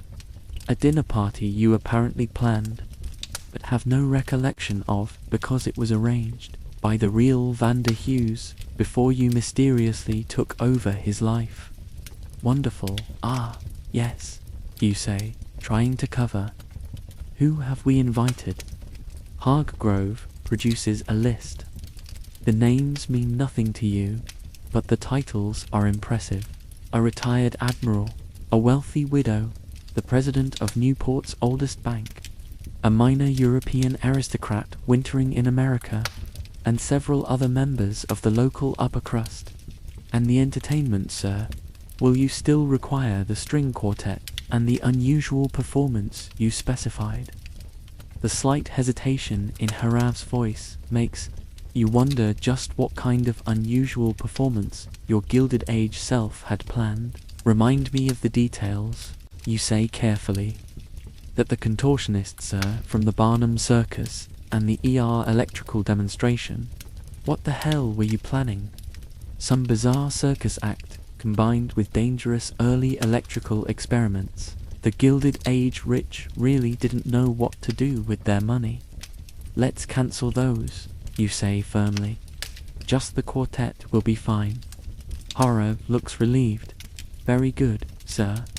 Chef suggests the 12-course French menu with the beluga caviar to start and the stuffed peacock as the centerpiece. The ice sculptures have already been commissioned. 12 courses, stuffed peacock, ice sculptures for an intimate dinner of 9 people. That sounds adequate, you say, wondering how many people could be fed for a month on what you'll spend on a single meal.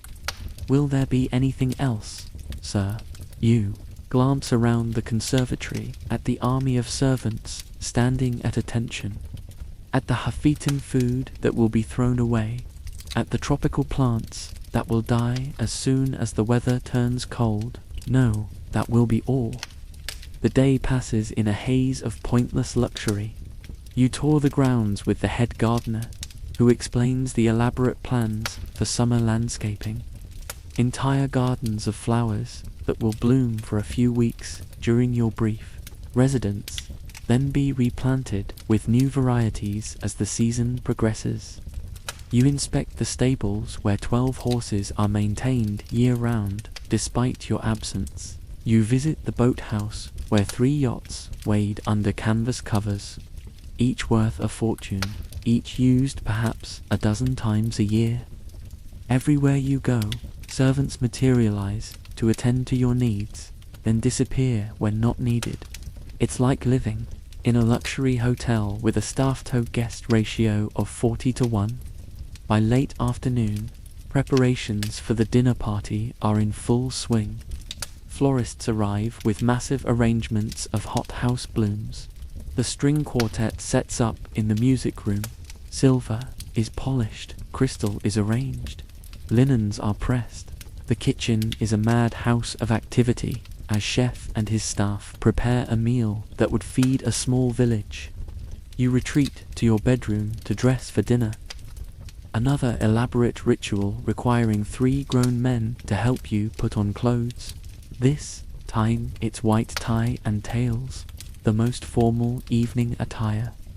By the time Richardson pins a tiny diamond stick pin to your white tie, you feel like a Christmas tree being decorated. "Perfect, sir," he says, stepping back to admire his work. "Shall I send word to Harov that you'll be down shortly?" "Yes, thank you." Left alone, you examine yourself in the full-length mirror.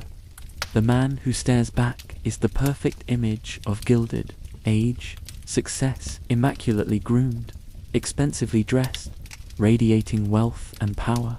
On the outside, you are the very model of what men of this era aspire to be. But inside, you're increasingly troubled by the moral cost of this lifestyle.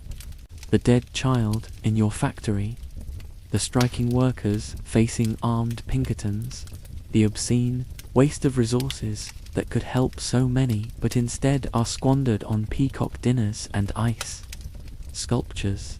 A soft knock at the door announces that it's time. You descend the grand staircase to find Harov waiting in the entrance hall, now transformed with flowers, candles, and polished silver. "Your guests will begin arriving momentarily, sir," he says. "Shall I have champagne served immediately, or would you prefer to wait until all have arrived?" "Immediately," you reply, figuring these people probably expect alcohol the moment they cross the threshold. You're right. The first guests, Admiral Winslow and his wife, are barely through the door before footmen appear with silver trays of champagne in crystal flutes. The Admiral, a red-faced man with an impressive white beard, takes one in each hand. "Vander Hughes," he booms, "magnificent place you've built. Puts the rest of the avenue to shame." His wife, a thin woman dripping with diamonds despite the intimate nature of the dinner, adds, "We've been watching the construction with great interest. The limestone quarried from your own property in Vermont, I understand. So clever to use one's own resources." You make non-committal noises of agreement as more guests arrive. Each exclaims over the house, the furnishings, the artwork. The conversation is a bizarre mix of flattery directed at you and subtle digs at other members of Newport society who aren't present. "The Vanderbilts' new place is so continental," says Mrs. Winthrop, the wealthy widow, with a sniff that makes clear this isn't a compliment. "One hardly feels one is in America at all." "And the AAS summer ball last year," adds Count von Humboldt, the European aristocrat, "was charming, of course, but perhaps trying a bit too hard. The live swans in the fountain seemed excessive," says the man currently drinking champagne in a 97-room cottage with 40 servants. The string quartet plays softly in the background as you lead your guests on a tour of the public rooms. They ooh and ah over the imported marble, the gilded ceilings, the priceless artwork. Their compliments are genuine, but also calculating. They're mentally tallying the cost of everything, comparing it to their own possessions, determining your exact place in the social hierarchy. "I must say," says Mrs. Cat, wife of the bank president, "your picture gallery surpasses even the Vanderbilts. Such taste." "The library is extraordinary," her husband adds. 10,000 volumes, Haraf tells me. "Have you read them all?" He laughs, as if this is the height of wit. "Only the important ones," you reply dryly. Finally, dinner is announced. Harov leads the procession to the dining room, now transformed into a scene from a royal palace. The table gleams with silver, crystal, and gold-rimmed china. Candelabras cast a warm glow over elaborate floral arrangements. In the center, a massive ice sculpture of Neptune rising from the sea slowly melts onto a silver tray. The meal that follows is less a dinner and more a theatrical performance with food as props. 12 courses, each more elaborate than the last. Caviar served on ice blocks illuminated from below by hidden electric lights. Turtle soup poured from silver whole fish baked in salt crusts that serve as dramatically crack open tableside, the stuffed peacock, its plumage carefully reattached after cooking, looking as if it might fly off the platter. Between courses, servants silently replace every piece of flatware, every plate, every glass. The choreography is precise, practiced, perfect. You count 28 different serving vessels used for 9 people over 3 hours. The conversation flows as freely as the wind, a different vintage with each course. Your guests discuss yacht racing, horse breeding, European travel, and real estate. They gossip about absent friends and subtly boast about their own achievements and possessions. Not once do they mention business, politics, or anything resembling current events or social issues. It's as if the world outside Newport doesn't exist. No labor strikes, no tenement fires, no child workers, no corruption. Just wealthy people in a bubble of privilege, talking about the things that matter to them, which turn out to be almost entirely trivial. I hear the Whitneys have commissioned a solid gold dinner service, says Mrs. Winthrop. Seems impractical, don't you think? Gold is so soft. The Morgans have hired a French chef away from the Rothschilds, adds Mrs. Katz, paying him the earth. I understand, though I doubt he'll last the season. Americans are too direct for the French temperament. And on it goes, a stream of inconsequential chatter punctuated by the arrival of increasingly elaborate food that no one seems particularly interested in eating. Most plates return to the kitchen barely touched. The meal is about display, not nourishment. By the time dessert arrives, an architectural wonder of spun, sugar, and sorbet, you're exhausted by the performance of it all. Every smile, every compliment, every gesture in this world is calculated. Nothing is genuine. Everything is competition. After dinner, the men retreat to the smoking room for brandy and cigars, while the women gather in the drawing room for cordials, another Gilded Age ritual of gender segregation. In the masculine confines of the smoking room, surrounded by dark wood paneling and leather chairs, the conversation shifts slightly. Now that the women are gone, the men discuss their latest acquisitions, with the frankness of collectors comparing trophies. Just bought a Rembrandt, says Kat, puffing on a cigar that costs more than a factory worker makes in a day. Small piece, nothing major, but authentic. 40,000, oh solid investment, nods the Admiral. Art always appreciates better than these new automobile contraptions Harrison is so keen on. Noisy, unreliable things. Speaking of investments, Count von Hohenberg says, turning to you, I understand. You've been acquiring additional rail lines in the West, planning to connect to the Southern Pacific. A business question, exactly what you've been dreading. You keep your answer vague. I never discuss specific business strategies at dinner parties. Bad form. The men nod approvingly. In their world, work is something gentlemen own but don't discuss in social settings. Money is to be spent, not earned, at least conversationally. After an appropriate interval, you rejoin the ladies for coffee and petit fours in the music room where the string quartet plays. Selections from Strauss and Tchaikovsky. The evening winds down with polite compliments and promises to reciprocate the invitation soon. By 11 o'clock, the last guest has departed. You stand in the entrance hall as Harav closes the massive front door. A successful evening, sir, he says. The guests were most impressed. You look around at the wreckage of the party, wilting flowers, melted ice sculptures, dozens of servants already cleaning up the excessive waste of it all. For what? To impress 8 people who will host their own excessive dinners next week, to impress you back? Is this what we do, Hargrove? You ask the question, slipping out before you can stop it. Spend fortunes to impress people we don't even particularly like. The butler's face remains professionally neutral, but his eyes register surprise at this philosophical turn. I couldn't say, "Sir, I'm merely here to ensure it's done properly." "Of course," you sigh. "Good night, Harav." "Good night, sir." You climb the grand staircase alone, passing priceless artwork that no one really sees, walking on carpets imported from Persia that will be replaced when they go out of fashion. At the top, you pause and look back at the entrance hall, now dark, except for a few strategically placed lamps to guide late-night wanderers. In the dim light, Breakwater Hall feels even more like a museum than a home yet.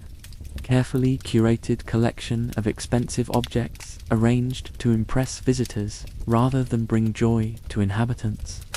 A monument to conspicuous consumption that sits empty most of the year. Is this success? Is this happiness? The questions follow you to your cavernous bedroom where Richardson waits to help you undress. The evening's performance isn't over yet.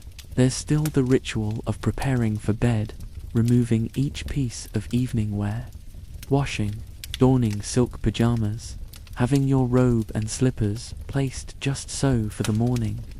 When Richardson finally withdraws, you're left alone in a bedroom, bigger than most people's entire homes. Outside, the Atlantic crashes against the cliffs, a constant reminder of the real world that exists beyond these gilded walls. You think of the dead child in your factory, of the workers facing armed Pinkertons, of the families in tenements, while you maintain a 97-room cottage for 8 weeks of use per year. As you drift off to sleep under silk sheets and fur collets, you wonder if any amount of luxury is worth the moral cost of how it's obtained in the Gilded Age. Sleep doesn't come easily in Breakwater. Hall. The wind off the Atlantic rattles the 100+ windows, creating an eerie symphony of drafts and creaks. The massive bed, for all its silk sheets and down pillows, feels empty and cold. And somewhere in the vast mansion, a clock chimes the hours with relentless precision, marking time in a way that feels almost accusatory. You wake around 2 o'clock in the morning, shivering despite the fur coverlets. The fire in the bedroom fireplace has died down to embers, casting just enough light to make the shadows more menacing. In your modern life, you'd simply adjust the thermostat. In 1895, you'd have to summon a servant to rebuild the fire. The thought of waking someone for such a menial task feels wrong. So you wrap yourself in a velvet dressing gown left conveniently on a nearby chair and move to the window. Outside, the winter moon casts a silver path across the black Atlantic. The view is spectacular, but the glass is cold against your fingertips. A reminder that even unlimited wealth can't fully insulate you from the elements. A soft knock at the door startles you. Yes, you call, wondering who else is awake at this hour. The door opens to reveal an elderly man in a simple dark suit, not one of your valets or footmen, but someone unfamiliar. "Forgive the intrusion, sir," he says in a Scottish accent. "I noticed your light under the door during my rounds. Are you unwell? Who are you?"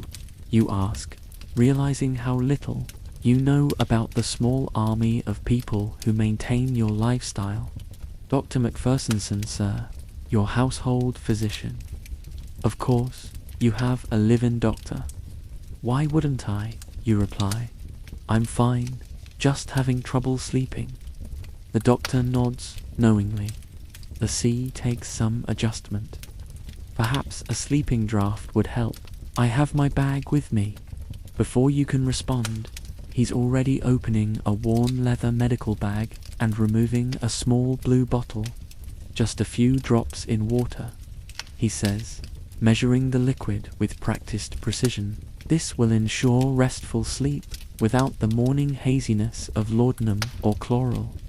You accept the glass, but hesitate. What is it exactly? McPherson looks mildly surprised, as if patients don't usually question what they ingest. A bromide compound with a touch of valerian. Quite safe, I assure you. I've been prescribing it for your digestive attacks for years. Digestive attacks. Apparently, your Gilded Age body carries health secrets the original owner hasn't shared. Should I be concerned? You ask cautiously. The doctor studies. Your stomach complaints have been well managed with diet and medication, sir. Though I've repeatedly suggested that reducing your business pressures would provide more relief than any medicine. In other words, he adds, your body suffers from stress-induced issues. Not surprising, given the moral compromises and cutthroat decisions you've witnessed in just a couple of days. You probe, curiosity outweighing discomfort.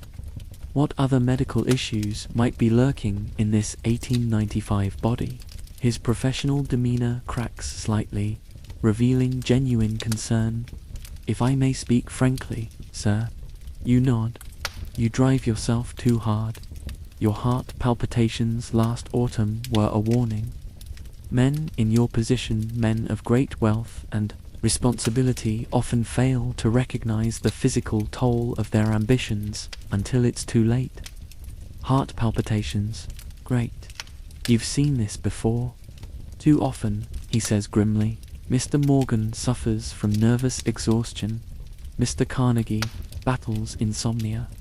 Mr. Vanderbilt's digestive system is so compromised he can barely eat solid food. And Mr. Gould worked himself into an early grave. Jay Gould, the notorious railroad magnate, had died in 1892 at just 56. A sobering reminder that all the money in the world can't buy health or time. The telegraphs, the telephones, the constant demands, McPherson continues, they take a toll that even the best medical science cannot fully address. These men, who seem all-powerful, who control industries and shape nations, are ultimately fragile humans, breaking down under pressures they themselves create. What do you recommend? You ask, genuinely curious. Moderation in all things, he replies, channeling Hippocrates. More rest, less rich food, fewer business entanglements, perhaps a sea voyage, purely for pleasure not business. Simple advice that the wealthy rarely follow. And this insomnia. You gesture to the glass in your hand, a symptom of an overactive mind. The draft will help tonight, but addressing the underlying causes is wiser in the long term. You drink the bitter solution, the sugar doing little to mask it. Thank you, doctor. I'll check on you in the morning. Ring if you need anything further. Once he leaves, you return to the window, letting the moonlight wash over you as his warnings echo. Heart palpitations, digestive problems, nervous exhaustion, the physical price of Gilded Age success.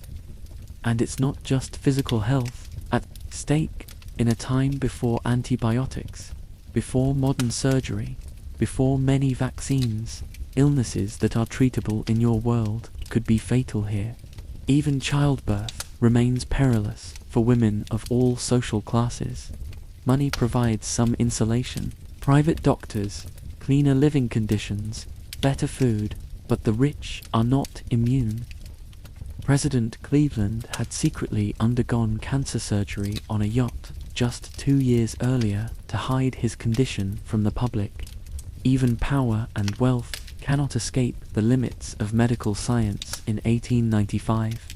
A wave of drowsiness washes over you as the sleeping draft takes effect. You make your way back to the massive bed, your limbs growing heavy, as you slide between silk sheets. Thoughts of the nameless workers in your factories and mines intrude. If you, with all your wealth and a personal physician, face health challenges, What must their lives be like? No midnight house calls, no expensive medications, no options except hope or destitution. The thought follows you into uneasy dreams. Morning brings a telegram. Return to New York. Immediately. Stop. Situation at mill critical. Stop. Violence reported. Stop. Labor unrest has escalated. As you hurriedly dress, the 3 valets work with brisk efficiency, reporting the news. Workers at the Pittsburgh mill attempted to prevent replacement workers from entering.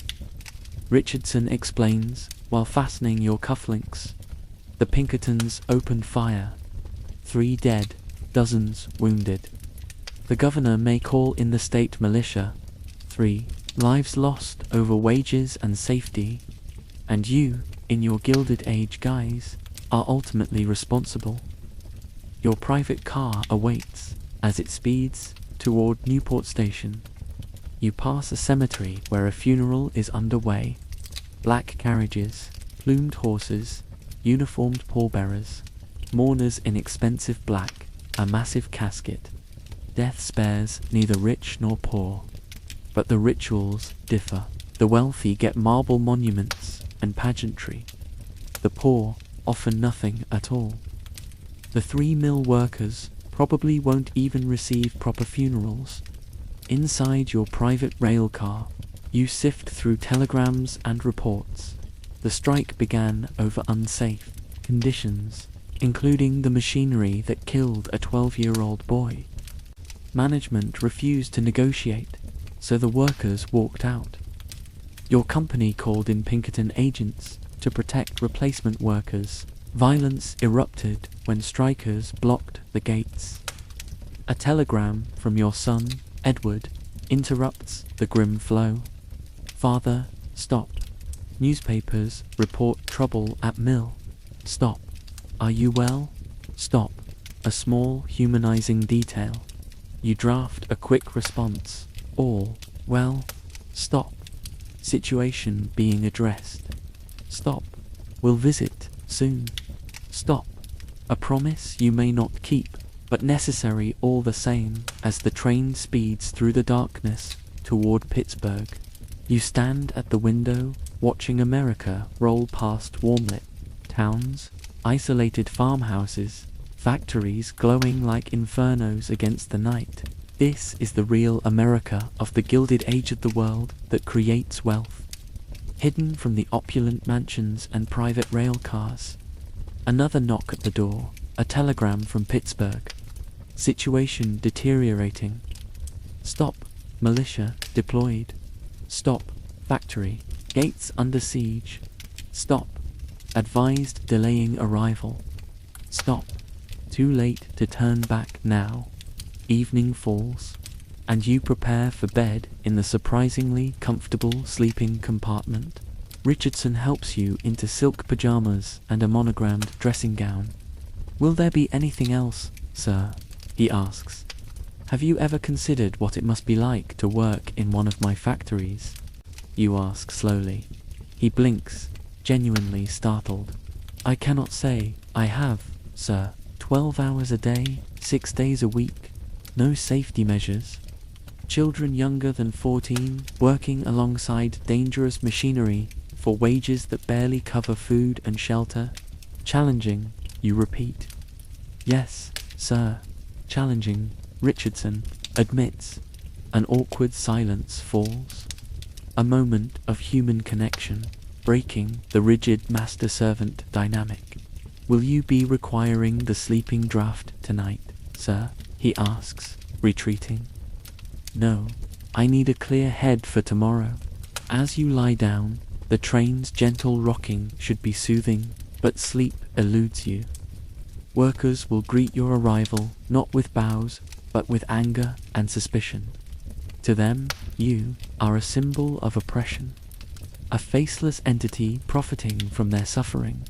Your mind drifts between extremes, Newport mansions and tenement slums, 12-course dinners and children working 12-hour shifts.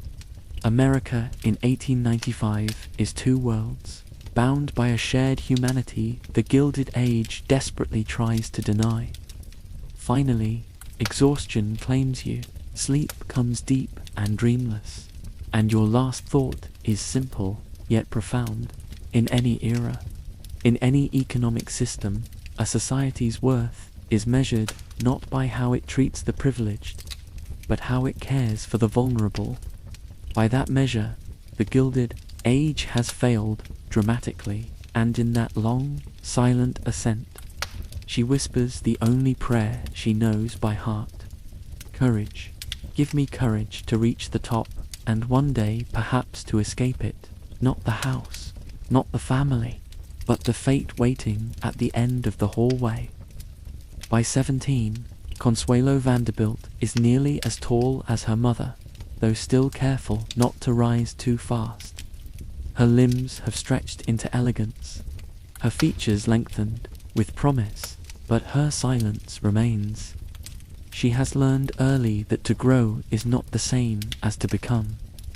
Growth can be controlled. Becoming is dangerous.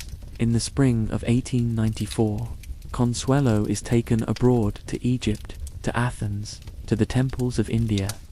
The yacht Valiant shimmers through foreign harbors, its linen awnings snapping in the wind.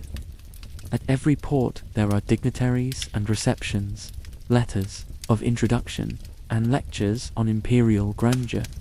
Consuelo sees the Nile, the Paton, the Ganges. She sees women in sars, in veils, in sunbell-bleached rags.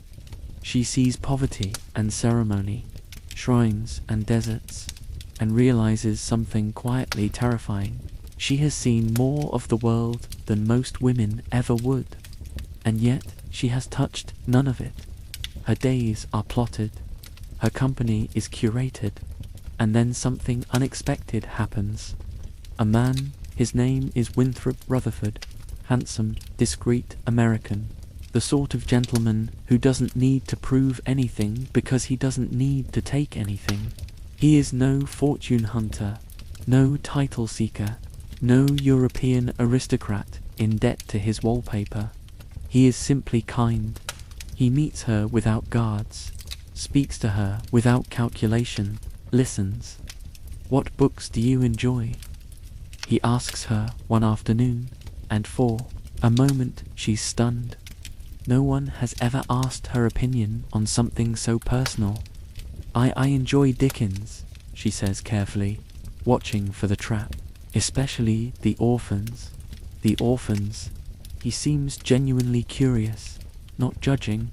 They're allowed to want things, she says, surprising herself with her honesty.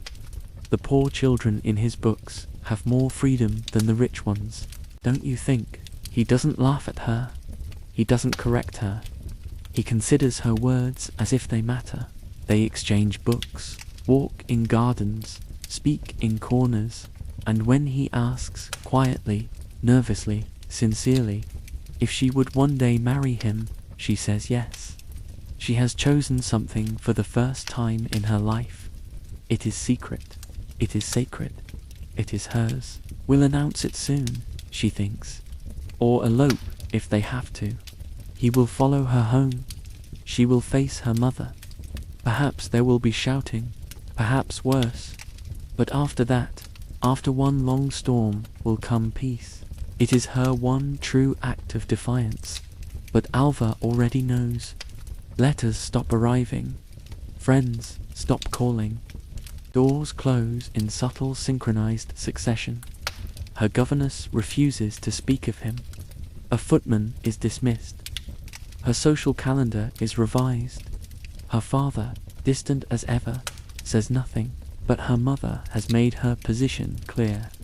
You will not marry that man. Consuelo tries to explain, to plead. She is met with silence, then fury, and then weakness. Alva faints, claims to have heart palpitations. A doctor is called. She lies in bed for days, eyes shut, refusing broth, her voice growing thin and tragic. You'll kill me, she whispers. You'll bring shame to this family. After everything I've done for you, this is how you repay me." Consuelo, terrified, believes it. If her mother dies, it will be her fault. Her selfishness will have killed her. Winthrop Rutherford, for all his strength, cannot enter her house. His letters are intercepted. His name is blackened in society. She can neither speak to him nor speak of him. And finally, one afternoon, when the lamps are being lit, and her mother's room reeks of lavender and crisis, Consuelo surrenders. "Tell him I can't," she says. She never sees him again. Instead, she is told she will marry the Duke of Marlborough. His name is Charles. His nickname is Sonny, though not because of any pleasant disposition. Rather, it's from his secondary title, Earl of Sunderland, 6 years older than Consuelo, pale, thin-lipped, with fine hands and a fine opinion of them. The Duke carries the bearing of 10 generations of English blood and several centuries of unpaid debt. Blenheim Palace, his ancestral seat, has been a gift from Queen Anuk of Marlborough, built to glorify war, and now quietly crumbling into its own past. The roof leaks, the staff is unpaid, but the name still glitters in Alva's mind like a crown. What he needs is money. What Alva needs is a title. What Consuelo needs no longer matters. She agrees, not from hope, but from exhaustion.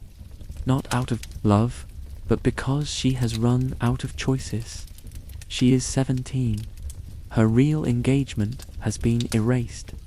Her imagined rebellion has nearly killed her mother. What else is there? The announcement is immediate. The press explodes. Her face appears in papers across 2 continents. Her hair color, her chin shape. She is catalogued and debated. Some reports call her the richest bride in the world. Others mock her as America's latest export, the dollar princess. She's measured like livestock, but in Pharrell's The New York World reports age 18 years, chin pointed indicating vivacity, nose slightly retreads, waist 20, in marriage settlement, $10 million. She is described like a museum piece, slender of hand, elegant of gait, obedient of bearing. People call it a fairy tale, a triumph, the union of America's wealth with Britain's pedigree, a Vanderbilt duchess, a palace renewed. No one mentions the man she has loved. No one asks if she is happy. On the morning of November 6, 1895, New York City blooms with opera glasses. By 9 a.m., thousands have gathered outside Alva's new mansion on 72nd Street. Shoulder tosh, shoulder necks, craned toward the windows. By 10, police have roped off the block. By 11, Myth Avenue is a wall of carriages. Inside St. Thomas Church, an orchestra plays Wagner. Reporters sharpen metaphors. She is not late. She is hiding. Upstairs, behind a locked door, Consul Vanderbilt sits alone in her wedding gown, her face swollen from crying. Her corset digs into her ribs. Her gloves lie in her lap like folded wings. The veil yards of tulle and embroidery spills off her shoulders like fog. She has tried not to cry, but the tears come anyway. 20 minutes pass. Below, the Duke shifts on the altar. Guests murmur, ushers panic. The orchestra keeps playing. She has considered running. That morning, before the maids arrived with breakfast, she had stared at the street and wondered what would happen if she simply disappeared into the crowd. Walked into the park, caught a train, escaped. But where would she go? Winthrop is gone. Her father is silent. Her mother has recovered. And the world, this great echoing world, is watching. Years later, Alva would become a crusader for women's suffrage. She would stand on podiums and speak of liberty.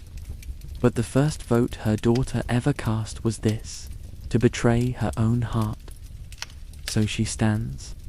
A footman opens the door, another fixes her train. The veil is lowered over her face, the tears tucked beneath it. The bells ring. Outside the crowd surges. Inside, the floral arches drip with roses and chrysanthemums. Lies and ivy sweeping from gallery to nave. Palm leaves tremble in the heat of the gaslight. The doors open and Consuelo walks forward. No one can see her face. No one can hear her breathing. But she can hear everything. Every shoe scuff. Every cough. Every whisper. She has no bouquet. It has not arrived. Her father walks beside her. Beautiful, distant. The church is a dreamscape of wealth and spectacle. 1,400 guests, 60 musicians, 50 chesters, 2 bishops, and not a single escape route. She has not run. That is all the world needs to know. She reaches the altar, says the vows, hears her name changed. And somewhere in the applause that follows, the girl who had once whispered courage with each step on the staircase is replaced by someone else. The Duchess of Malra has arrived. She has not married a man. She has married a dynasty. Unlike your warm bed right now with its soft sheets and personal choice of pillows, Consuelo is stepping into a life where every moment will be dictated by tradition and protocol, where every breath will be watched, every word weighed, every action judged as she walks back down the aisle. Now on the arm of her new husband, she passes her mother. Alva smiles triumphantly. She has one. Her daughter is a duchess, and Consuelo, she is thinking of something her nurse Bua once told her. The finest cages are still cages, my dear, and the birds inside them still dream of flight. As the carriage pulls away from the church, surrounded by cheering crowds, the new Duchess of Malra stares out the window at the city she is leaving behind, and though her face is composed, though her posture is perfect, inside she is asking herself a question that will haunt her for years to come. What is the price of a title? And is any crown worth the weight it places on your head? She doesn't know it yet, but this wedding day is not the end of her story. It is merely the beginning. And though she enters her marriage as an ornament, a possession, a prize, she will one day find a way to become something else entirely. Not a duchess, not a dollar princess, but a woman who shapes her own fate. The carriage disappears into the crowd, and for now, Consuelo Vanderbilt has vanished, too. Buried beneath the title, the expectations, and the glitter of a world that values wealth above happiness and position above love. But somewhere beneath it all, the girl who once prayed for courage still whispers in the dark. There was no honeymoon. Not in the romantic sense. No seclusion. No sunlit journey into shared intimacy. What followed the wedding was a weak and idle hour.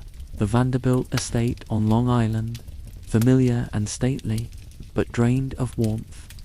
2 near strangers inhabiting a single tableau. She wore the title. He wore indifference. They dined in silence, took tea, and practiced civility. At night, she retired alone. Like a deserted child, she would later write, "I longed for my family. I faced life beside a stranger within a world I could not reach." Then came the voyage across the Atlantic. There were few ocean liners to Italy in those days, only cargo ships. They boarded a vessel suited for freight and brine, not for brides. The Duke was ill during the crossing, physically sick and emotionally absent. She nursed him quietly without complaint. The captain offered no courtesies. There was no doctor aboard. The sea was rough. The journey felt longer than the Atlantic deserved. Picture this. You're stuck on a rocking ship for days with a man who basically bought you, and he's puking his guts out while you hold the bucket. Not exactly the fairy tale they promised, right? They arrived in Europe in the dead of winter. The continent greeted them with icy winds and colourless skies. They visited cathedrals where Madonnas wore man capes and golden crowns, their eyes staring out beneath jewelled lashes. She was unsettled by the spectacle of grief. Religion draped in velvet and pain, but dared not speak it aloud. It was in Rome that her body failed her. She fell ill, exhausted, pale, and weak. A Roman doctor, summoned in haste, offered a diagnosis with the unflinching calm of a priest delivering last rites. 6 months, he told her, perhaps a year. She was 18, and now perhaps dying. It was not death that terrified her. It was the idea that her life had not yet begun. I was beginning to chafe, she wrote, at the impersonal role I had so far played in my own life. In truth, the diagnosis was wrong.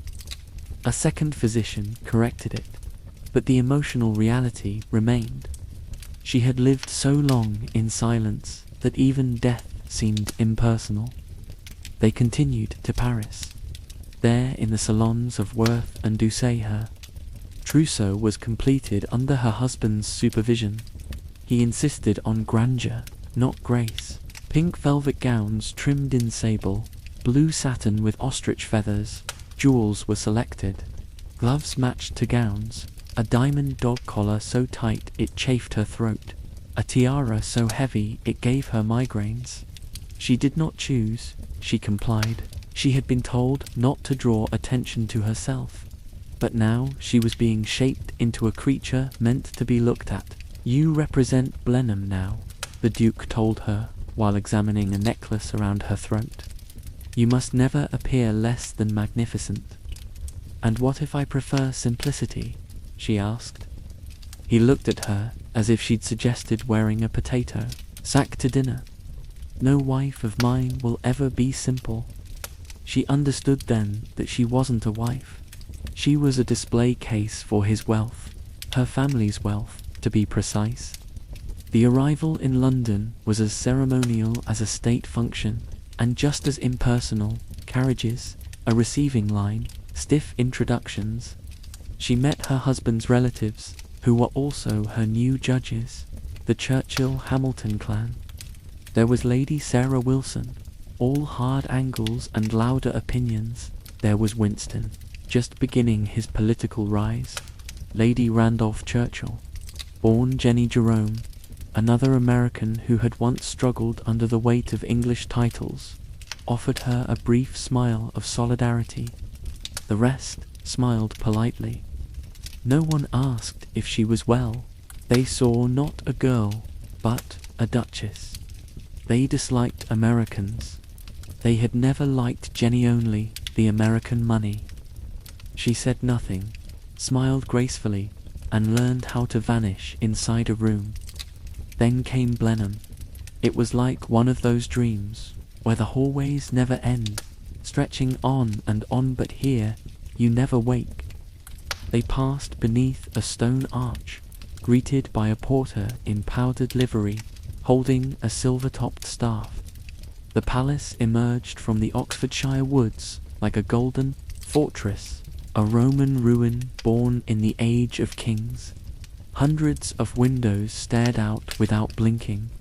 Blenheim always impressed with its size and beauty, she later wrote, but at the cost of intimacy. Built by Queen Anne's decree, the palace was a reward for victory, not for love. The rooms were vast, the staircases endless, and portraits of dead dukes lined the halls like reminders of duty. The long gallery of books was filled with volumes no one read. Servants showed her to her chambers. Her trunks were unpacked, her bed turned down. The house was ready, she was not. One young maid, arranging dresses, whispered, "Is it true, Your Grace, that in America Houses have machines that keep them warm without fires. Yes, Consuelo replied. They're called central heating systems. The maid's eyes widened. That sounds like magic. No, Consuelo said with a sad smile, just progress. The Duke kept to himself. Polite, measured, reserved. He complimented her posture once, at breakfast, mentioned the weather, praised the staff. He had been raised not to love, but to preserve. I married you, he said one evening, about a month after their arrival, to save Blenheim. She looked across the 12-foot mahogany table. I know, she said quietly. Then you understand your role. I believe so. Good. Your American sentimentality would be wasted here. He never touched her, not in affection, not in intimacy. They shared dinners, appearances, obligations, not life. No stories, no private jokes, no warmth. She exchanged one form of silence for another. She learned her duties quickly. She curtsied, received guests, dined with duchesses, lords, and ambassadors. She was presented at court. Her dresses were perfect, her English refined, her posture impeccable. She became what was required, the ornament to a house built for someone else's triumph, as she later wrote. Publicly admired, privately unacknowledged, she vanished quietly in plain sight. Outside, the landscape offered a different kind of silence. The villagers, though respectful, were human. Children clumsily bowed. Elderly women curtsied on shaky knees. Men removed their caps, but smiled with their eyes. Consuelo began visiting schools, hospitals, and poorhouses. There, she asked questions. For the first time in years, she got honest answers. How do you survive the winters here? She asked an elderly woman whose cottage had gaps in the walls where the wind whistled through. We don't always, Your Grace, the woman replied, matter-of-factly. Last year, we lost 3 from this lane alone. The cold takes the old ones first, then the babies. Consuelo returned to the palace that night, unable to sleep. Beneath down quilts in a room with 3 roaring fireplaces, children a mile away were freezing. The next day, she ordered coal deliveries to every cottage within walking distance of Blenheim. The Duke was away in London. She didn't ask permission. When the bills arrived, he said nothing. Perhaps he didn't notice. Perhaps he didn't care. Or perhaps in some small way he approved. They did not care what her waist measured. They did not care what her title was. They cared that she came, that she listened, that she remembered their names. Back at Blenheim, nothing changed. She was still expected at breakfast, still expected to smile at diplomats, host garden parties, hold her husband's arm at public events. The staff still averted their eyes.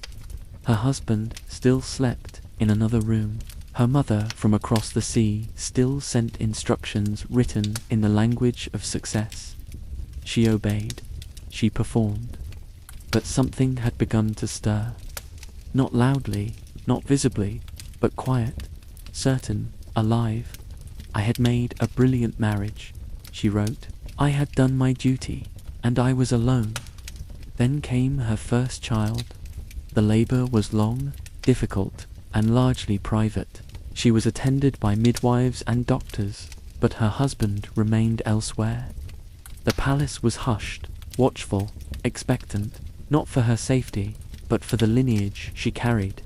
And when the child finally came, a boy whole and wailing, the house erupted in celebration, not for the mother, but for the future Duke of Malba. Consuelo lay in a darkened room while bells were rung in the surrounding villages. Telegrams flew to London. The staff drank champagne. The Duke allowed himself a rare smile. The Spencer-Churchill dynasty had its air. The line was secured. Her body, still aching, was acknowledged briefly. I had fulfilled my purpose, she would later write. I had given them what they wanted. She named him John. He had her mouth, the Duke's eyes, and a crown waiting for him. She loved him with a quiet intensity that surprised her. In that vast and echoing house, where every glance was managed and every word measured, he became her secret, a source of warmth in a palace of marble. Around her, Blenheim bloomed into motion. Bells rang in the village. Toasts were raised in town. The servants stepped lightly as if royalty had arrived. But upstairs, behind drawn curtains, the woman who had delivered him sat in silence, too sore to stand, too dazed to speak. She was not allowed to hold him as she wished. A nanny was installed immediately. Traditions were cited. A mother, she was told, must not spoil an heir with too much affection. He was to be seen at intervals, cared for by professionals raised with dignity. Her love was permitted, but not her presence. I had longed to give him the freedom I had once dreamed of for myself, she wrote. But the rules were older than either of us. She watched him grow through doorways and formal photographs. She was told when he was teething, when he slept, when he needed a new tutor. She received updates like a guest of honor, not a mother. She complied. She smiled at parties, posed beside his cradle for portraits, and appeared on cue when the Duke summoned her. But behind the grace was something newer, a kind of pain that sharpened rather than dulled. This was no longer the pain of obedience. This was the pain of knowing what she could not give. A second son followed Ivor. There was no pageantry this time. No bells, no telegrams, no champagne. The dynasty already had its heir. This child was reassurance, a spare in the language of aristocracy. But to Consuelo, he was not a spare. He was hers. She loved him as fiercely as she loved John, though the world required less of him, and therefore allowed her slightly more. She held him longer, sat beside his cradle at night, spoke to him when no one watched. He gurgled and smiled and curled his hand around her finger, not because of a title or a future, but because she was warm and near, and for the first time she felt necessary, not to England, not to Blenheim, but to someone who had never seen a crest or a crown. With Ivor, I was allowed something closer to motherhood, she wrote, but even then, the rules circled back. Nannies arrived, schedules resumed. The walls between mother and child reformed like frost across glass. And so she adapted again. She gave to others what she could not always give to her sons. She discovered a shelter for orphaned children tucked behind a chapel, where thin girls and threadbare urchins greeted her with wide, unpracticed curtsies. She went back the next week. Then, the week after that, she learned names, asked questions, remembered details. She did not arrive in pearls and gowns. She arrived early, often without ceremony, and they began to greet her, not as a duchess, but as someone who came back. "You again," a small boy with a crooked smile said to her one rainy Tuesday. "Thought you'd be too fancy for a second visit." "I'm never too fancy for truth," she replied, helping him with his letters. There was no transformation overnight, no triumphant declaration, no rebellion, just the slow-growing certainty that this was real. Not the gowns, not the dinners, not the practiced smile on a ballroom staircase, but this, a hand on a child's forehead, a name remembered, a window without a curtain. She dreamed once that she was walking through town without gloves. Her hair was loose, her arms were bare, and no one stopped her. For the first time, she would write, "I was not acting, I was present." Her husband did not notice. When the Duke began to spend more and more time in London, ostensibly for Parliament, she made no inquiry. When he returned less frequently, she made no protest. His absences, like his presence, were conducted in the language of silence. There were whispers of his affairs. Of course, society always whispered, but the whispers were not about her heartbreak.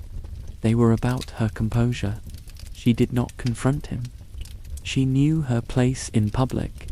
Her beauty became her reputation. She was praised in newspapers as the most elegant of hostesses, an ornament to the Marlborough name, a model of restraint. But by now, as with so much in life, the marriage had become a performance perfected. She once passed him in the corridor, he coming from one end, she from another. Her footman paused and bowed to both. They nodded to one another with the grace of acquaintances at a public event. She did not remember what they said, only that they moved past each other like ghosts in daylight. Acknowledged, present, but already fading behind them. They appeared together at court, at garden parties. At the opera, they posed side by side for portraits and waved from carriages. They spoke in clipped, cordial tones. At public dinners, he complimented her taste in flowers. She complimented his speeches. They were admired as a pair, elegant, polished, enviable. "My husband was invariably courteous," she wrote, "but there was no companionship." But at night in her room, when the candles were low and the fire had gone to embers, she would sit by the window with a book unopened in her lap, listening not for footsteps down the hall, but for her own breath. The silence no longer frightened her. It no longer meant emptiness. It meant space. And within that space, she began, slowly, quietly, finally, to think. "It was in those years," she wrote later, "that I began to understand that obedience is not always virtue, and silence is not always peace." She had once been made into a portrait. Now she was beginning to sketch herself.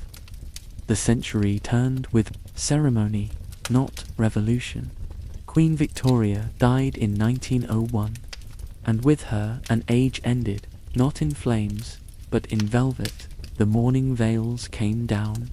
The empire held its breath, and in that hush a new kind of spectacle began. On the morning of Edward VII's coronation, Consuelo stood beneath the ducal canopy, cloth of gold suspended above her head like a crown she did not wear. Her train shimmered behind her. Her jewels caught the torchlight. From the choir loft, trumpets sounded, and the floor seemed to rise with sound.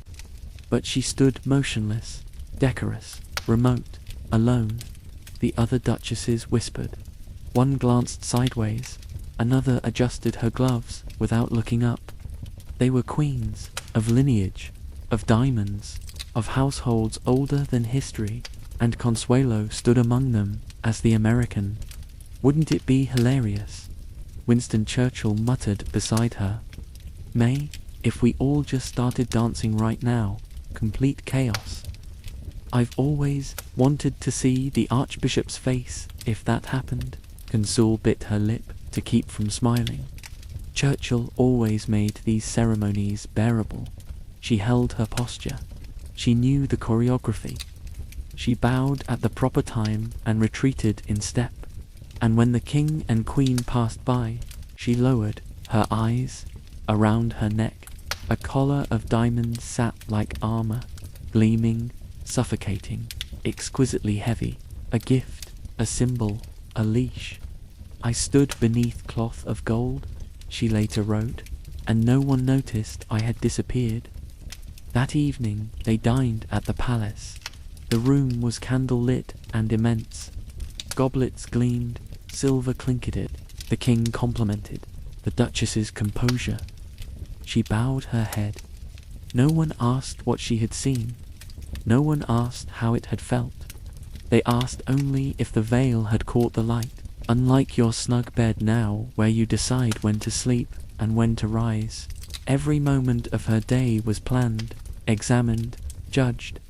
It's hard to imagine that level of constant scrutiny, like living in a museum where you're also an exhibit. That winter, the Marlboroughs journeyed to Russia, drawn by the grandeur of a court that glittered like legend and trembled like warning. St. Petersburg shimmered with snow and suspicion. The streets were wide but windswept, the palaces imposing but hollow. At first glance, it was splendor. At second strain at the Winter Palace, Consuelo wore white satin. Her tiara flashed beneath chandeliers. Scarlet footmen stood. Sentinel Merkers began. Grand Duke Michael took her hand and laughed when she stumbled. "Never mind," he said. "I'll do the steps." He would be executed 16 years later. At another supper, her seat was left empty. When the Tsar arrived, he filled it. "Russia is not ready for democracy," he told her softly. "We are 200 years behind Europe." He feared his ministers, feared the people, feared giving power long enough for anyone to become dangerous. Then he smiled gently at her with a wink. "I know everything you've done in Russia. The secret police send me reports." Behind the charm, the system watched. At the Hermitage, supper was served among Vandais and saints under flickering candlelight. A familiar tune played. Molbrook Sonvetan. The Tsar smiled.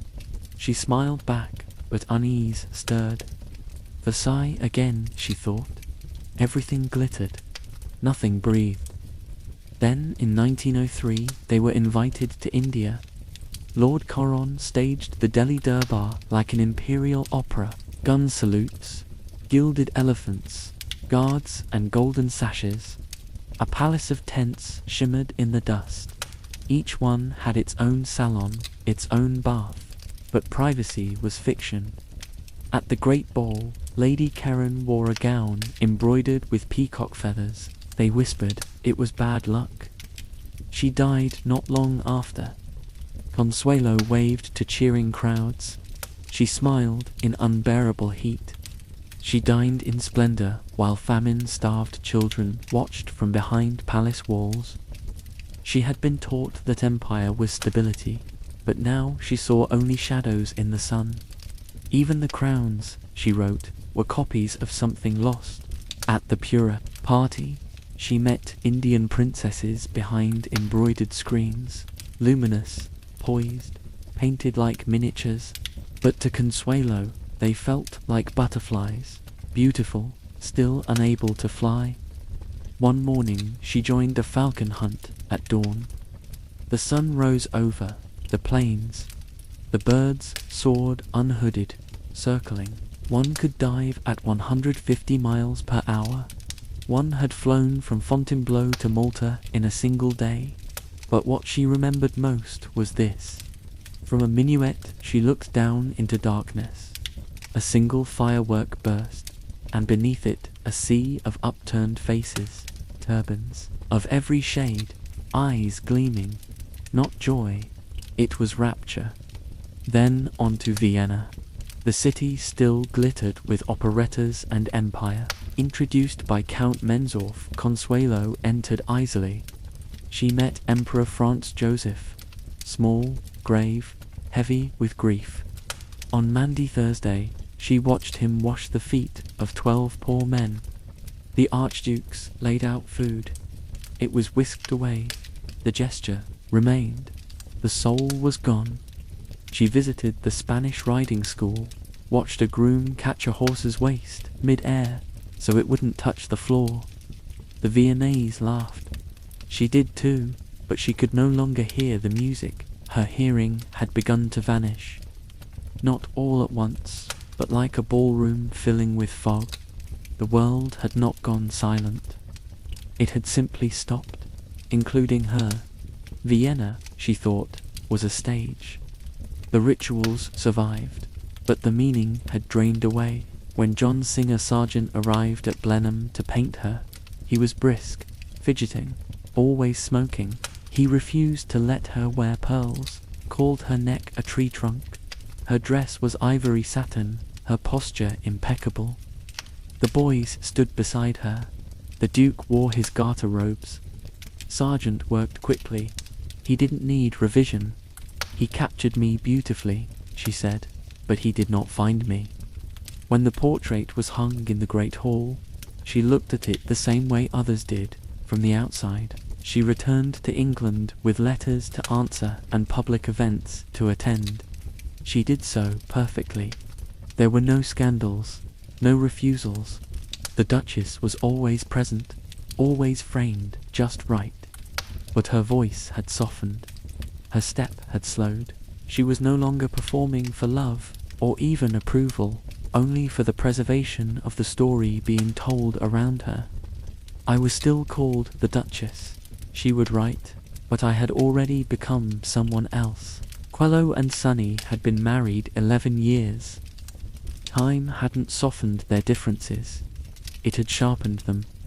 The quiet war between two mismatched souls, bound by rank and ritual, had run its course. Divorce was almost unthinkable in Edwardian England. A man needed only proof of adultery. A woman required abandonment, violence, or disgrace. And yet, in 1906, they separated. There was no quarrel, no final scene, just a letter left on her writing desk at Sunderland House. I believe it is time we consider a formal arrangement. There was no cruelty in it, no insult, just the familiar hand of the Duke, measured, precise, and impersonal. The formal end to a marriage that had long since dissolved. Consuelo did not weep. She did not pace the room. She stood at the window overlooking Grosvenor Square and watched the light fall across the pavement as a nursemaid walked two children toward the park. There was no rupture, she would write later. Only a removal, as if a painting had been taken down from a wall, leaving the outline faintly visible behind it. Her fingers curled around the curtain. The fire had not been lit. Her breakfast tray did not come. She'd sent the staff away for the morning. For the first time in years, she chose the quiet. She did not cry. She simply took down the small wedding portrait on her mantel, framed in tortoise shell, posed to perfection, and placed it in a drawer, face down. This was not the end of her life. It was merely the beginning. In London, Consuelo's Fridays began, to gather those who needed no invitation and bowed to no titles. George Bernard Shaw brought wine. Gorthy brought opinions. The Webbs came with pamphlets. Yeats with questions. Nancy Astor asked her questions, with an eyebrow raised. Lady Cunard arrived with a laugh too loud for her pearls. There were no place cards, no orchestra, no agenda, but conversation. They argued about suffrage and socialism, Irish verse and industrial reform. No one asked about the Duke. No one mentioned Blenheim. They addressed her as Consuelo. Not your Grace, not Madam, just her name. Once after midnight, as the last guest slipped into the fog, she stood by the empty decanter in the low firelight and thought, this is what society should feel like. Not ceremony, but belonging. Though the court refused to receive separated women, London society came. It was not rebellion, but grace under pressure. But as the music faded and the last applause died, the halls grew quiet again. The children were sent to school. The letters slowed. The echo of the evening lingered, but it was not enough. Not any more. She had stood on the staircase. Now she needed to climb higher into work that mattered. She found it in Ensley Street. The house smelled of coal, starch, and damp wood. It was a home for the wives of first offenders, women whose husbands had been sent to prison, leaving them behind with children and shame. The church army called it a refuge. most simply called it temporary. She had come expecting to observe. Instead, a baby was placed in her arms. "He hasn't cried since last week," said one of the matrons. "But he won't sleep either." The child's skin was warm and dry, his limbs stiff. He blinked, but did not fuss. She rocked him carefully, awkwardly conscious of her gloves. Consuelo visited the next week, then the week after that. She leased 2 houses. She turned them into sewing rooms, nurseries.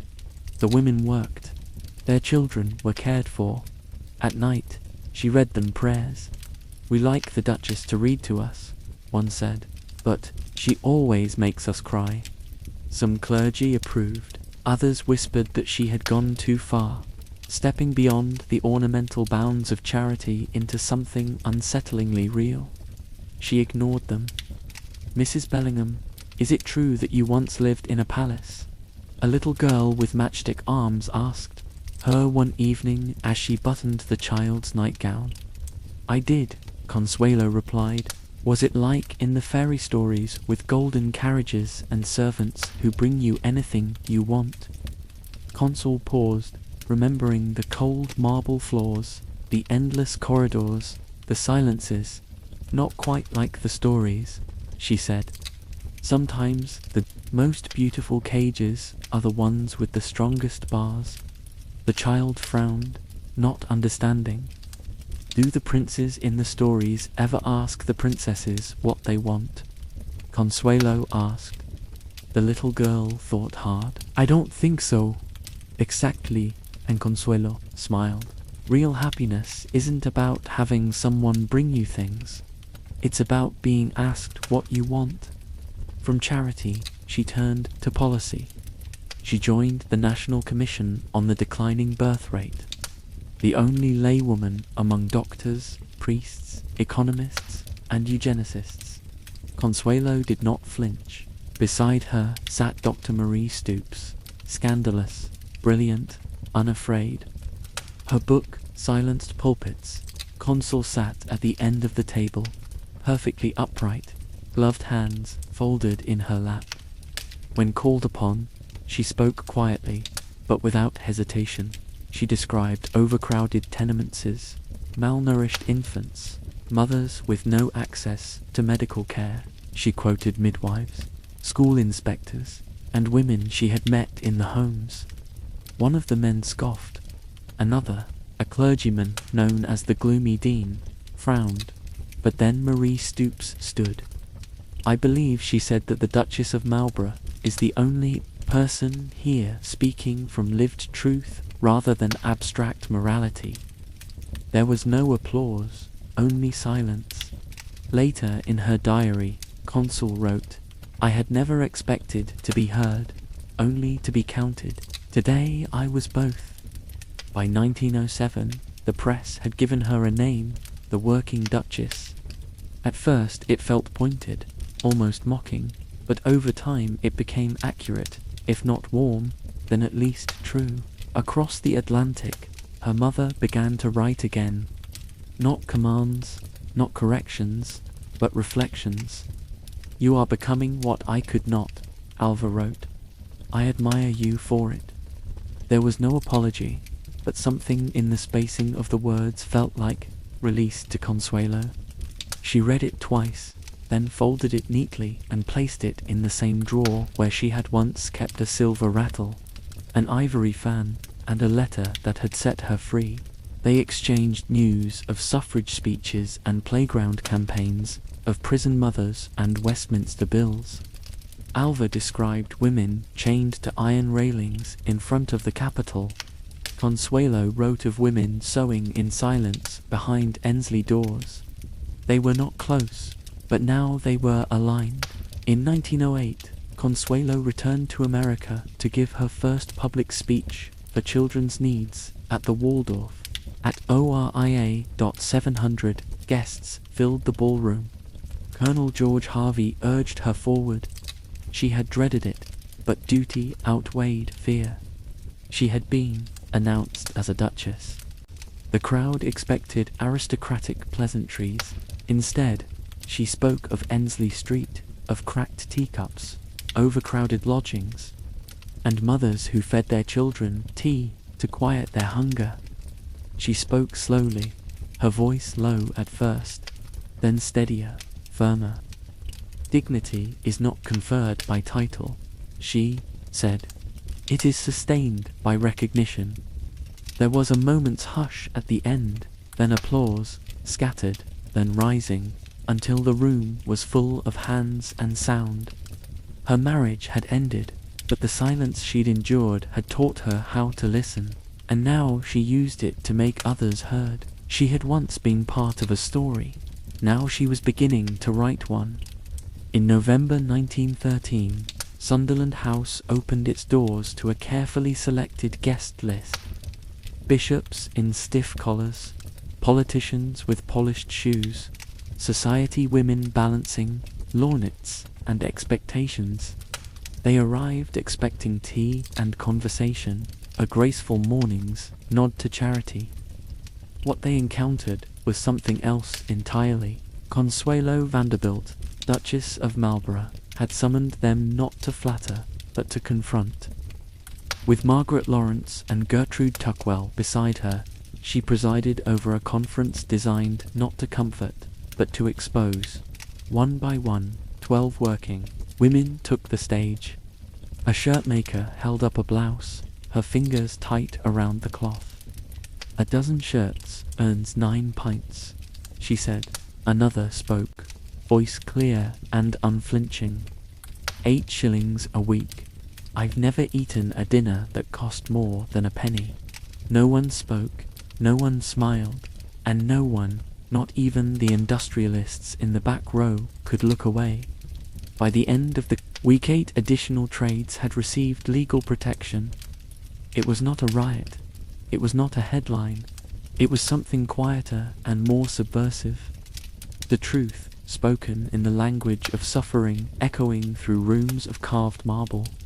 For Consuelo, it was a moment of clarity and collapse.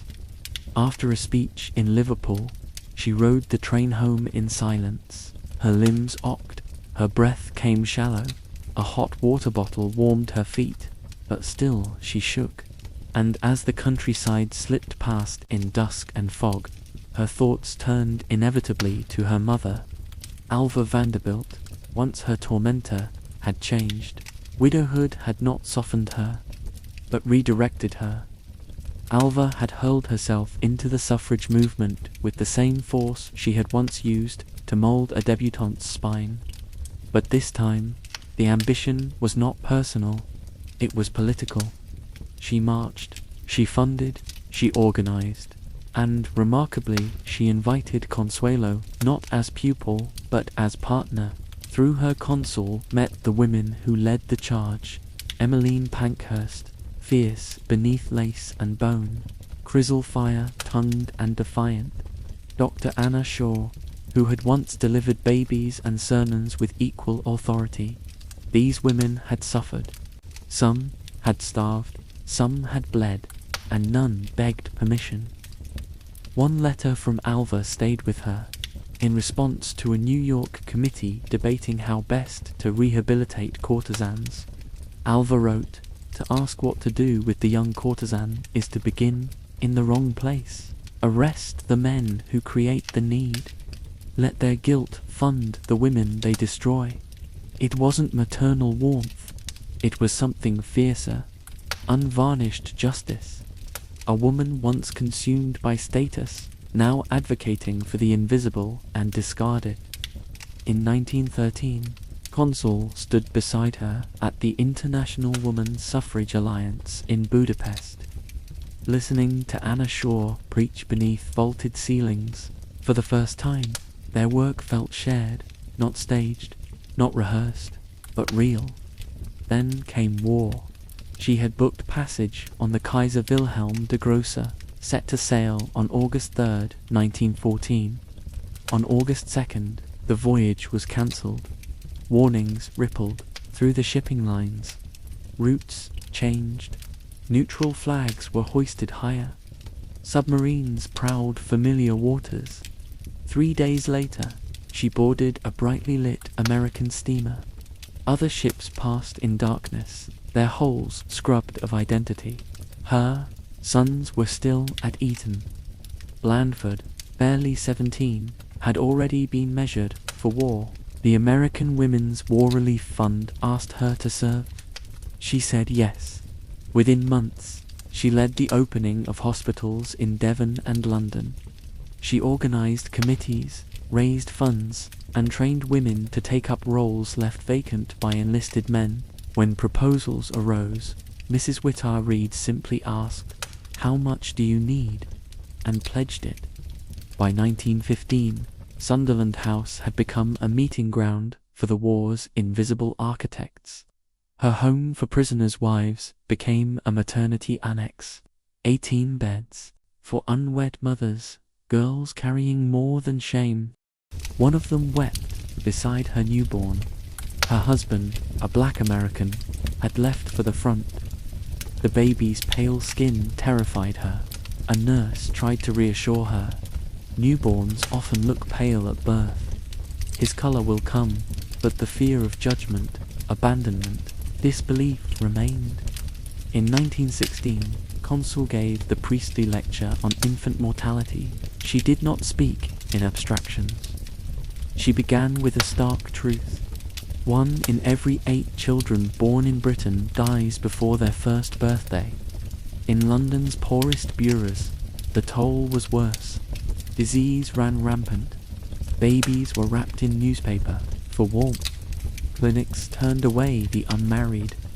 And Consuelo named what others would not. Venereal disease, malnutrition, shame. Some in the audience stood and left. The Times called her brave. She launched the Jewel Fund. Give a jewel to save a baby's life. Cartier opened its vaults. Tiaras, tin lockets, wedding bands. Lloyd George's scarf pins sold twice. £50,000 poured in. But money, she learned, was never enough. For every maternity bed she opened, 10 more were needed. For every child she saved, another slipped through the cracks. Charity could soothe, but not cure, and the disease was structural. Policies that punished, laws that excluded, lives made invisible. If she wanted to change the rules, she'd need to sit in the room where the rules were written. Politics came next. The major parties offered women no real seat at the table, so she helped found the Women's Municipal Party. No whip, no machine, just women, widowed, titled, determined. Tired of waiting for someone else's permission, Alva urged her forward, not as ornament, she said, but as instrument. In 1917, Consuelo ran for London County Council in North Sodak. They deliberated, then chose her. She won again in 1919. Children sang in the streets. Vote, vote, vote, vote for Mrs. Marlborough. Inside the council, she focused on housing, heat, education. She walked the slums and invited the Prince of Wales to join her. He did. "I wish my mother wore hats like yours," he said. But he listened. A disgruntled driver, dismissed for poor performance, spread rumors that she owned slum tenements. Lies, but damaging.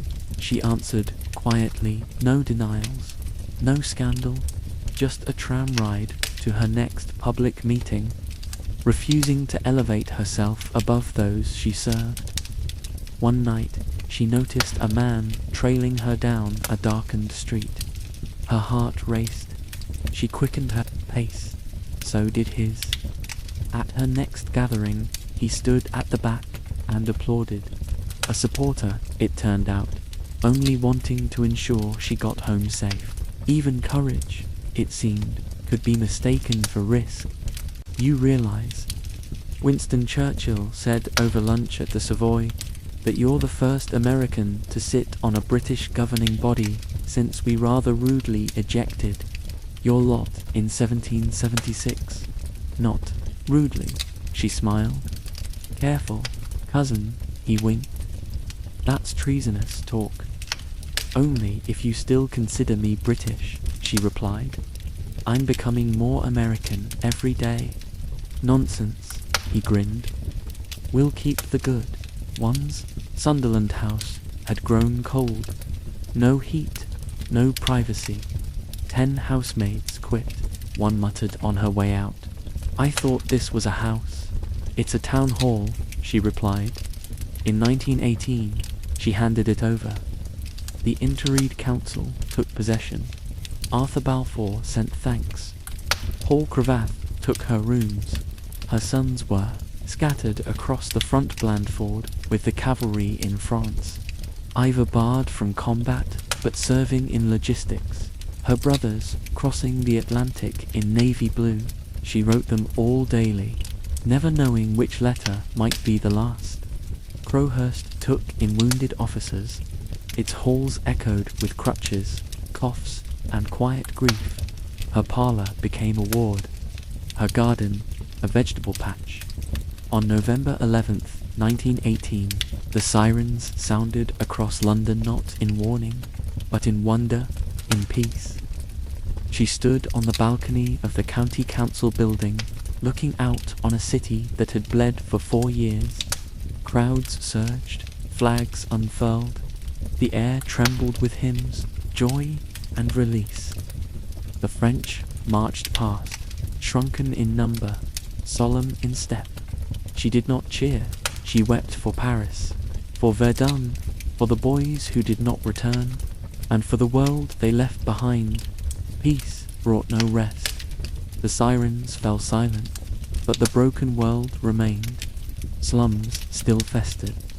Mothers still begged for blankets.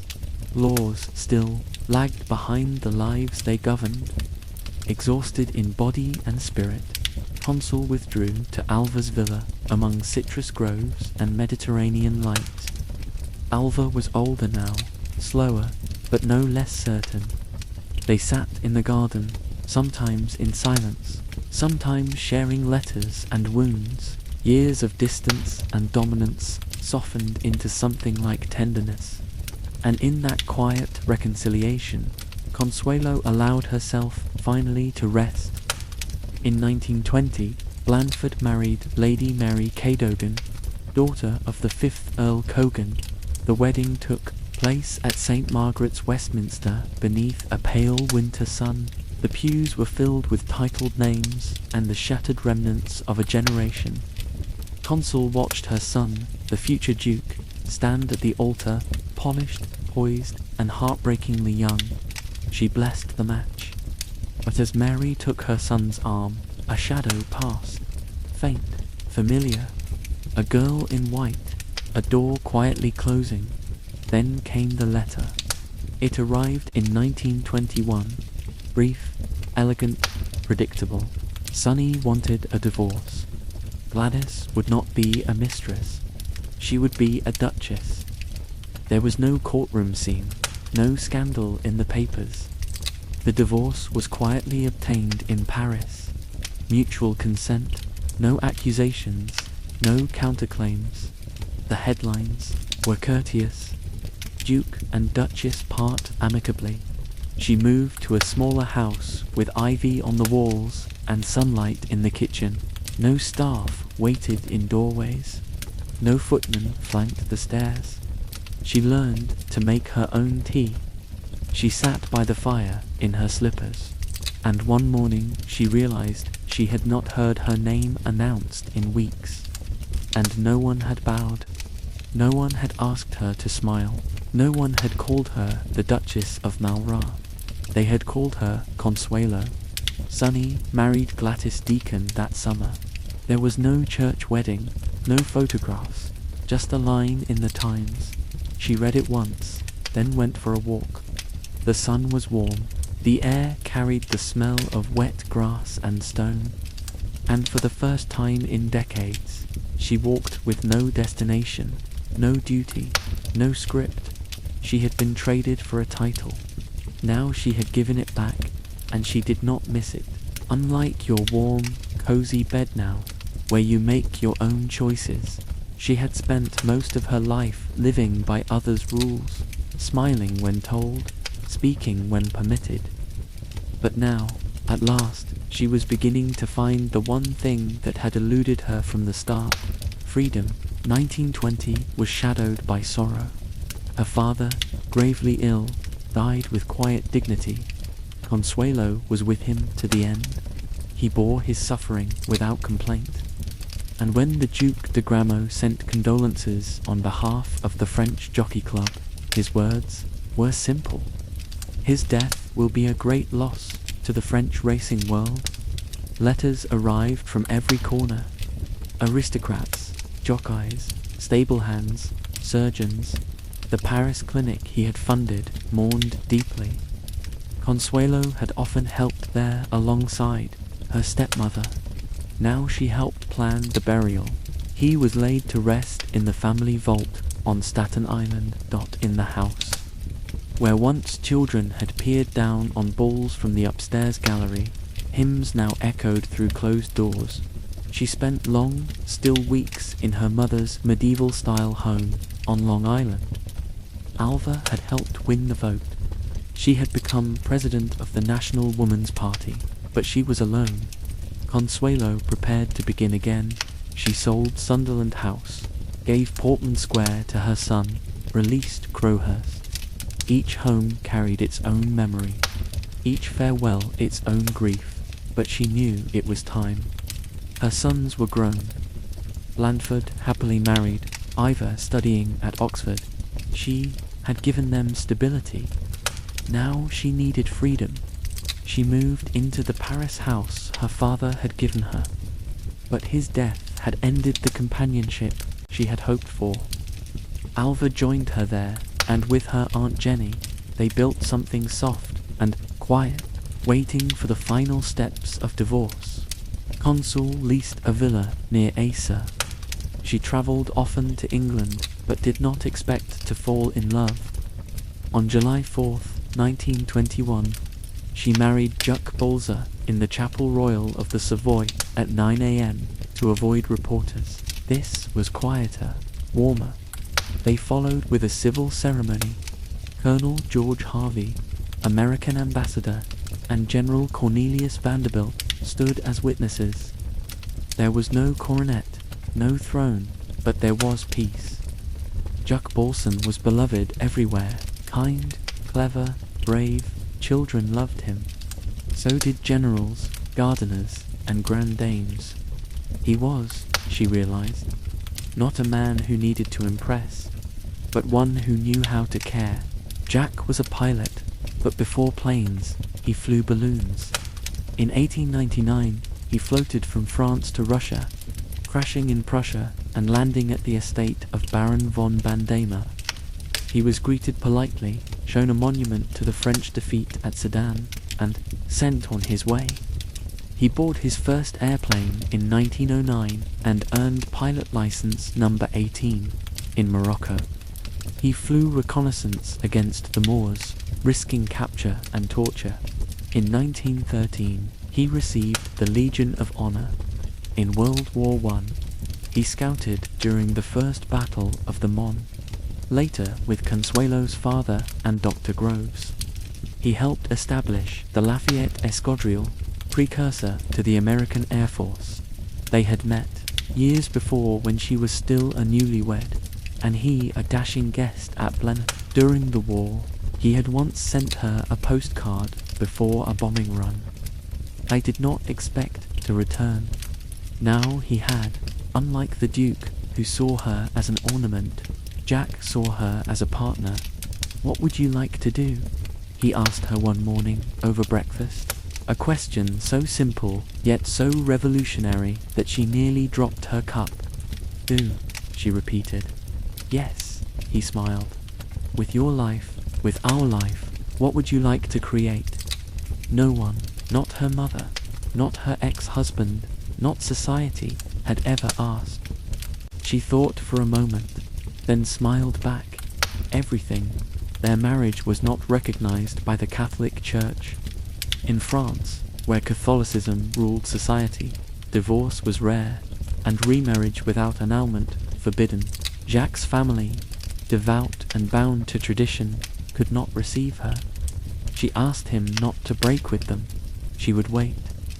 When in 1926 Malba sought his own annulment, the moment came. With the help of her mother and old governess, she petitioned Rome. Her lawyer, Sir Charles Russell, warned that only proof of coercion would suffice. Alva consented as a way to apologize for that action so long ago. She admitted she had forced her daughter unwillingly to marry. The Vatican ruled in Consuelo's favor. No bribes had passed, only courage and truth. Now married in the church, Consul was welcomed into the Bolson family. At the chateau in Schoen, once established by the Prinkster, she met them all. Madame Schaubolzen, Jock's great-aunt, presided in lace and black. She offered Consul a golden heirloom box. "We loved him too," she seemed to say, "and now we love you." Later, Consul wrote her a letter of thanks. The matriarch read it aloud to the family. It was, she recalled, a moment of true reconciliation. In Paris, she and Jack made their home near the green lawns of the Champ de Mars. From her window she watched cavalry officers trot by at dawn. Children played. Readers claimed benches. The Seine shimmered. The Eiffel Tower blinked its message to the sky.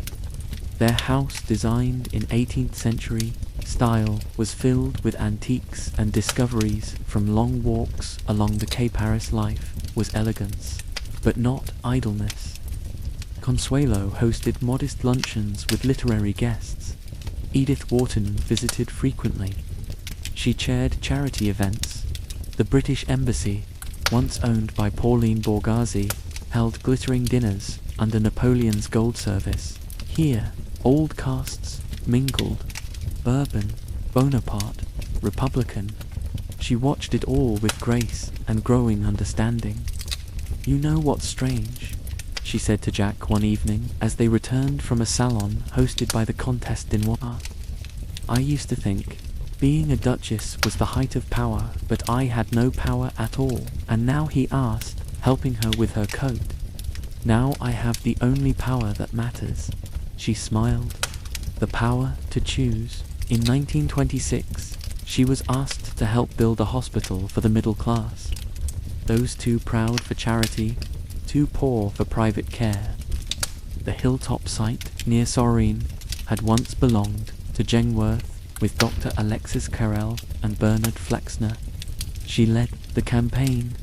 360 rooms and a nursing school. Fundraising became fate. Grand Prix dinners, peacock balls, raffles with fab clocks. Musicians clamored to perform. "I was at your benefit concert," an elderly man in worn clothes told her one afternoon as she inspected the hospital's foundation stones. 40 years ago, I cleaned the stables at Blenheim. You probably don't remember me." She studied his face, weathered like bark. "You're wrong, Mr. Harrison. You had a border collie named Pitch who followed you everywhere." The man's eyes widened. "You remember that?" "I remember everyone who was kind to me," she said. "You let me feed Pitch when no one was looking." He nodded, suddenly shy. "This place you're building, my daughter's expecting her first. They live in 2 rooms. No proper doctor for miles." "She have a room here," Consul said, touching his arm. "The best care we can give." "Why, though?" he asked. "Why go to all this trouble for people you don't know?" She looked out over the construction site, the men laying foundations in the afternoon sun. "Because I spent half my life as decoration," she said. "I'd rather spend the rest being useful." For many, a Gilded Age socialite possessing a luxurious Parisian mansion and a villa on the Riviera might be more than sufficient. As a former Duchess and Vanderbilt heirs, Consuelo was not your garden variety Gilded Age socialite. Having relocated to France, She needed a country place within easy reach of Paris. To that end, in 1922, Jacques and Consul purchased and restored Chateau Saint-Jean Motel, an early 17th century manor near Dreux in Normandy. The chateau was a resurrection project neglected for decades. Its roof leaked, its gardens had surrendered to wilderness, its windows stared blankly into nothing. It's a disaster, the real estate agent warned, completely uninhabitable. Jack laughed. So was Blenheim, and they called that a palace. They worked side by side, hiring local craftsmen, sourcing materials, replanting the gardens. Unlike Blenheim, with its armies of servants and rigid protocols, St. George Motel became a place of creation. I never knew you could hang curtains, Jack teased, watching her measure a window. I never knew I could either, she admitted. It's delightful to find out. Consul continued her charitable endeavors there, establishing a sanatorium for children and founding a hospital nearby. Winston and Clementine Churchill were regular guests. The chateau became their sanctuary, a place where titled guests mixed with artists, where conversation flowed without protocol, where children were welcome at the table. I've been thinking, she told Jack one evening as they sat in the garden, watching the sun melt into the horizon. Bees hummed in the lavender, the air smelled of wild thyme and warm stone. A dangerous pastime, he teased. I want to start a summer camp here for city children who never see trees or clean air. He nodded. How many? 52, start. We'll need to build cabins, hire teachers. Done, he said simply. She looked at him. This man who never questioned her dreams, only asked how to help realize them. Just like that. Just like that. He smiled. I trust your heart. That summer, the grounds of St. George Motel filled with laughter as children from Paris tenements discovered forests and streams, ate fresh food, slept under quiet skies. Consuelo walked among them, not as a duchess or a Vanderbilt, but as someone who remembered what it meant to be caged, to be hungry for space and sky. A small boy with hollow cheeks tugged at her skirt one afternoon. Madame Balson, is it true? You used to live in a castle bigger than this whole place. I did, she nodded. Were you happy there? She considered his question, its directness, its innocence. No, she said simply. I wasn't, but you're rich, he frowned. My papa says rich people are always happy. She knelt to his level, met his eyes. Being rich isn't the same as being free, and only free people have a chance at happiness. He nodded, solemnly, though she knew he didn't fully understand. Not yet. But he would remember her words someday when they might matter. She loved Paris most in the spring. Acacia blossoms opened toward the light. The Seine shimmered. Old men fished without expectation. The world for a time appeared content, but outside the salons and sun-drenched afternoons, shadows were lengthening. France was restless. The strikes grew louder, the workers more defiant. Though she did not fear them, she could feel something shifting, something solemn gathering on the horizon. In the summer of 1930, they began building a villa at Isat-Souer, collaborating with Achille Duchamp, a landscape architect who had designed the water gardens at Blenheim Palace. Consul and Jacques both took an active role in the design. Inspired by the 11th century convent of Les Ferines, the building was a monastery with a cloister used as a winter garden, bell tower, and chapel. Furniture was shipped from Crowhurst to help furnish the home. There were petty point chairs fit for kings, but one sat in them unmolested. She later described in her memoir, beautiful Isfahan rugs covered the floors and the house was gay with flowers. Unlike Blenheim, where every object was a statement of status, Every room a stage for display, Villa A's was designed for living. Windows opened to the Mediterranean, terraces invited long lunches. Books lay casually open, waiting to be continued. It was here, watching the sea change from turquoise to indigo, that Consuelo began to write her memoirs. Not for publication, not yet, but for understanding. "I've been wondering," Jack said one evening as they sat on the terrace, the sunset, turning the water to hammered gold, "why you never talk about your years at Blenheim." She sipped her wine, watched a sailboat tack against the wind. "Some wounds," she said carefully, "are best left undisturbed. Or perhaps," he suggested, "some need air to heal properly." She considered this. "Are you suggesting I write it down?" "I'm suggesting you own it," he said. "All of it. The girl who was sold, the woman who survived, the duchess who walked away. It's a story worth telling. Who would want to read about a poor little rich girl?" She smiled woefully. "Anyone who's ever felt trapped," he said. "Anyone who's ever wanted to be more than what others decided they should be." The next day, she began writing in earnest. Not just notes, but a narrative. Her narrative. The years passed in a rhythm of their own making. Winters at Villa A's, spring and autumn at St. George Motel, summers travelling or hosting house parties. Their circle widened, then contracted, then widened again. Artists, diplomats, writers, musicians. Charlie Chaplin visited charming everyone. The Maharaja of Kapathala brought stories of India that made her see her own time there through new eyes. They were not untouched by the crash of 1929. Investments suffered, economies tightened, but unlike many of their friends, they did not panic. "We have more than enough," Jack assured her. "And what we have, we share." The sanatorium remained open. The hospital continued its work.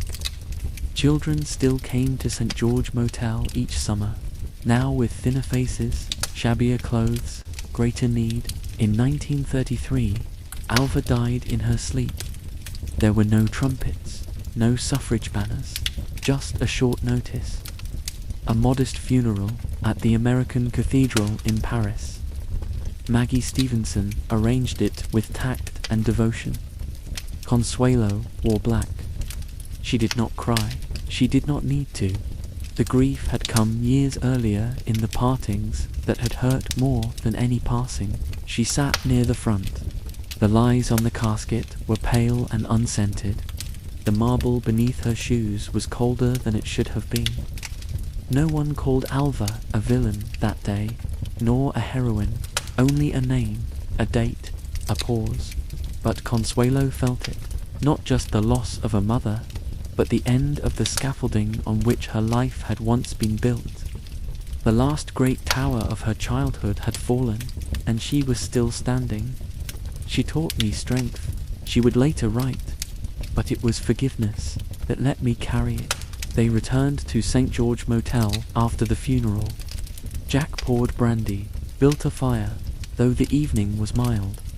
They sat in comfortable silence, the kind only possible between people who have nothing left to hide.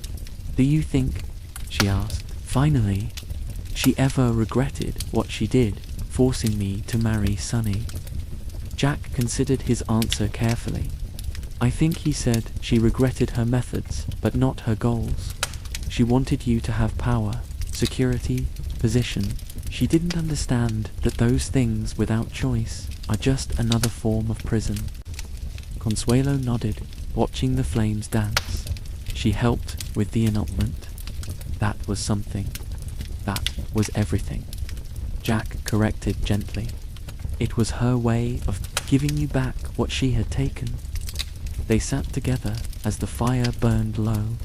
Outside, an owl called across the parkland. Inside, two people who had found each other against all odds held space for what had been lost and what had been found. The shadow of another war began to stretch across Europe. first as whispers, then as headlines, then as marching boots and raised voices. They read the papers, listened to the radio, watched the changing faces around them. Friends returning to Germany suddenly stopped writing.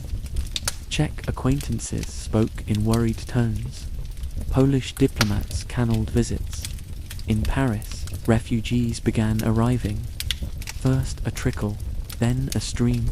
Writers, artists, musicians, scientists, Jews, socialists, homosexuals, intellectuals, anyone deemed undesirable by the new order rising in the East.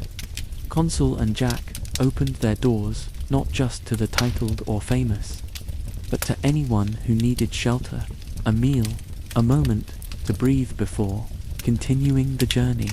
"We can't save everyone," Jack warned as their guest list grew. "No," she agreed, "but we can save some, and that's not nothing." Their work at the hospital took on new urgency. They added beds, trained more nurses, stockpiled medical supplies. Without speaking it aloud, they prepared for what they both knew was coming. In the summer of 1939, they spent long days at St. George Motel. The children's camp continued, though many parents kept their children close that year. Those who came were thinner, quieter, their eyes older than their years. Winston Churchill visited in August, painting the chateau in the summer light. His brushstrokes were broad, confident, capturing the golden stone against the green backdrop. But his conversation was grave. "It's coming," he told them over dinner on the terrace. "Not a question of if, only when." "And England?" Jack asked. "Will fight." Churchill said simply, "Must fight." "And France?" Consuelo asked, though she already knew the answer. Churchill looked at her with eyes that had seen too much. "Will," he said quietly, "not because Frenchmen lack courage, but because their leaders lack vision." They did not argue. They had seen the divisions, the political paralysis, the failure to prepare. That night, after Churchill retired, they walked in the garden under a sky brilliant with stars. "We should go to America," Jack said, "before it's too late, and leave all this." She gestured to the chateau, the gardens, the hospital they had built, the lives they had touched. "If necessary," he nodded. "Things can be rebuilt, lives cannot." She knew he was right, but still she hesitated. "This is our home." "Home," he said gently, "is wherever we are together." They made plans quietly, carefully, not in panic, but in practicality. American passports were updated, funds were transferred, arrangements were made for staff, for patients, for the children in their care. They told no one, not wanting to spread fear, but they watched and waited, ready to move when the moment came. In May 1940, that moment arrived with brutal swiftness. The Germans broke through at Sudan. The French army collapsed. Refugees clogged the roads south. They were at St. George Motel when news came that Paris would fall. There was no time for sentiment, only for survival. They packed one car with essentials, clothes, documents, medicines, a few treasured photographs. Jack brought maps, cash, his pilot's instincts for navigation. As they prepared to leave, a young mother appeared at their door, two small children clinging to her skirts. "Please," she said, her voice barely audible. "They're looking for my husband. He's Jewish. We have nowhere to go." Consul looked at Jack. He nodded without hesitation. "You'll come with us," she told the woman. "We'll find a way." The children were squeezed into the back seat, wide-eyed and silent. The mother sat between them, holding their hands. As they drove away, Consul looked back at St. George Motel, its windows reflecting the morning sun, its gardens in full bloom. She did not know if she would ever see it again. "I left Blenheim without a backward glance," she told Jack as the Shartow disappeared around a bend in the road. "Why does this hurt so much more?" "Because Blenheim was never yours," he said simply. This was. They joined the exodus south, a river of humanity flowing away from the advancing German army. Cars, carts, bicycles, people on foot carrying whatever they could. The roads were choked. What should have been a 6-hour journey took 3 days. They slept in the car, shared their food with fellow refugees, helped push vehicles that ran out of fuel. The woman and her children, her name was Sophie, her boys Thomas and Michelle, remained quiet, watchful, as if afraid that making any sound might bring disaster upon them all. At a checkpoint, a French officer examined their papers with weary eyes. "Ballon," he said, recognition flickering. The aviator, Jack, nodded. The officer glanced at Consuelo, then at Sophie and the children. Something passed between the men, an understanding. "Go through," he said, handing back their documents. Quickly, they reached the chateau, where a friend had a house in the war zone. The place was a sanctuary in chaos, a moment of pause in the headlong flight. Sophie put her children to bed in a real room with clean sheets. They fell asleep instantly, exhausted by fear and motion. "Thank you," she told Consuelo as they sat in the kitchen drinking tea that tasted of normally. "I don't know what would have happened to us." "Don't thank me yet," Consuelo said. "We're not safe. None of us are." "But you didn't have to help us," Sophie insisted. "You could have saved yourselves." Consuelo thought of all the people who had never helped her when she was trapped, of all the doors that had remained closed, of all the voices that had remained silent. "Actually," she said, "we did have to help. That's what being human means." The next day, they continued south, aiming for the Spanish border. If they could reach Spain, they could reach Portugal. If they could reach Portugal, they could find passage to America. But Spain was not welcoming refugees, especially not Jewish ones. They would need to cross the Pyrenees on foot through mountain passes guarded by both German and Spanish patrols. Jack knew people, fellow pilots, resistance fighters already organizing. Arrangements were made, guides were found, money changed hands. They abandoned the car, taking only what they could carry. Sophie's boys were too young to walk far, so Jack carried Thomas on his shoulders while Consuelo took turns with Sophie carrying Michelle. The mountain path was steep, treacherous in the summer heat. They moved only at night, hiding during the day in shepherds' huts or caves or dense forest. On the third night, they heard dogs barking in the distance. Patrols, they froze, holding their breath. Michelle whimpered, and Sophie quickly covered his mouth with her hand. The barking grew louder, then fainter. The patrol had turned another way.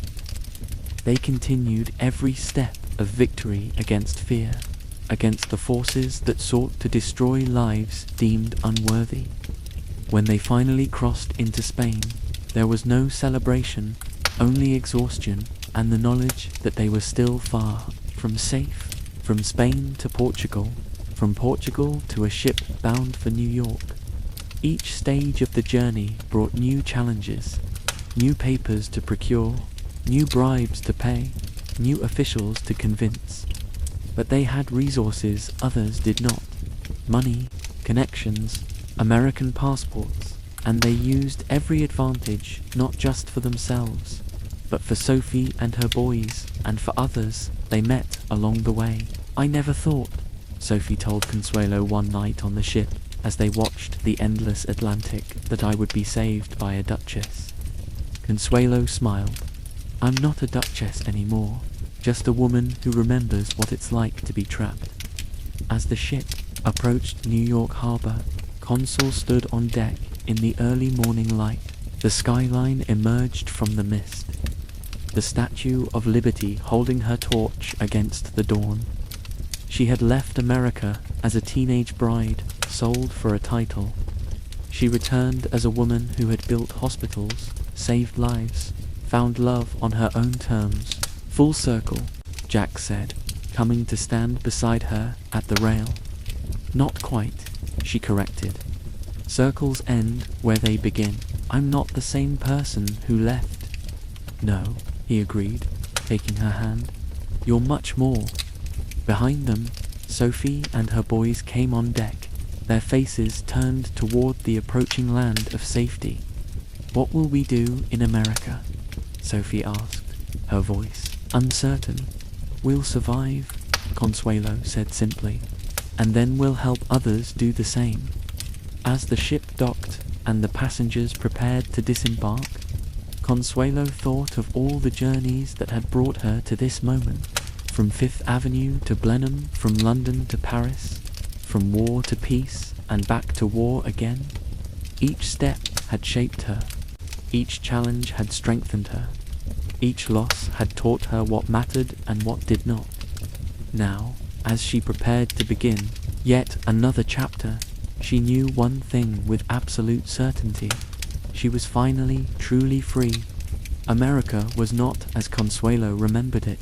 The country that had sent her away in silks and jewels now received her as a refugee, one among thousands fleeing a burning Europe. But unlike most who arrived with nothing, she came with resources, connections, and a fierce determination to help those less fortunate. They settled first with her brother Willie on Long Island. His home, sprawling and secure, offered a moment to breathe, to take stock, to plan their next move. Sophie and her boys were given a cottage on the grounds. Jack helped the boys build, model aeroplanes. Consuelo taught Sophie English. In the evenings, they listened to war news on the radio, marking maps with pins, watching Europe disappear beneath the Nazi tide. I keep thinking about St. George Motel, Consul told Jack one night as they walked along the shore. The children who came to our camp, the hospital, what's happening to them all? Some will survive, he said. Some won't. We did what we could. It doesn't feel like enough. He took her hand. It never does. The Red Cross asked for her help coordinating relief efforts for France. She said yes, without hesitation. Her fluent French, her connections on both sides of the Atlantic, her experience managing large-scale projects during the previous war, all made her invaluable. She established an office in Manhattan, gathered volunteers, organized shipments of medical supplies and food. She wrote letters, made calls, pulled strings. She used every connection, every favor, every resource at her disposal.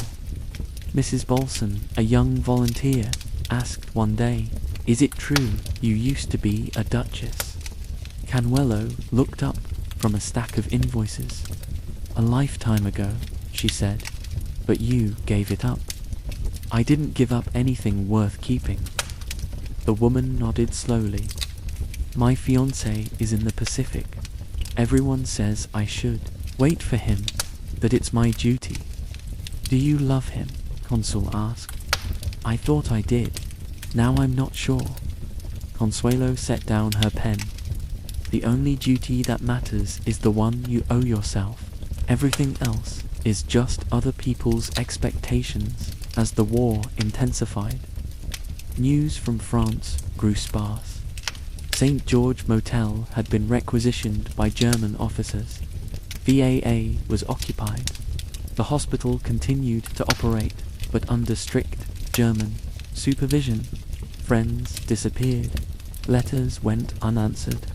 Rumors filtered through Switzerland of arrests, deportations, executions. Jack received word that several of his fellow pilots from the Lafayette Escadrille had joined the resistance.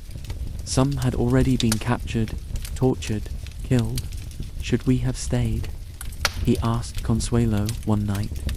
Should we have fought? We are fighting, she said, just not with guns.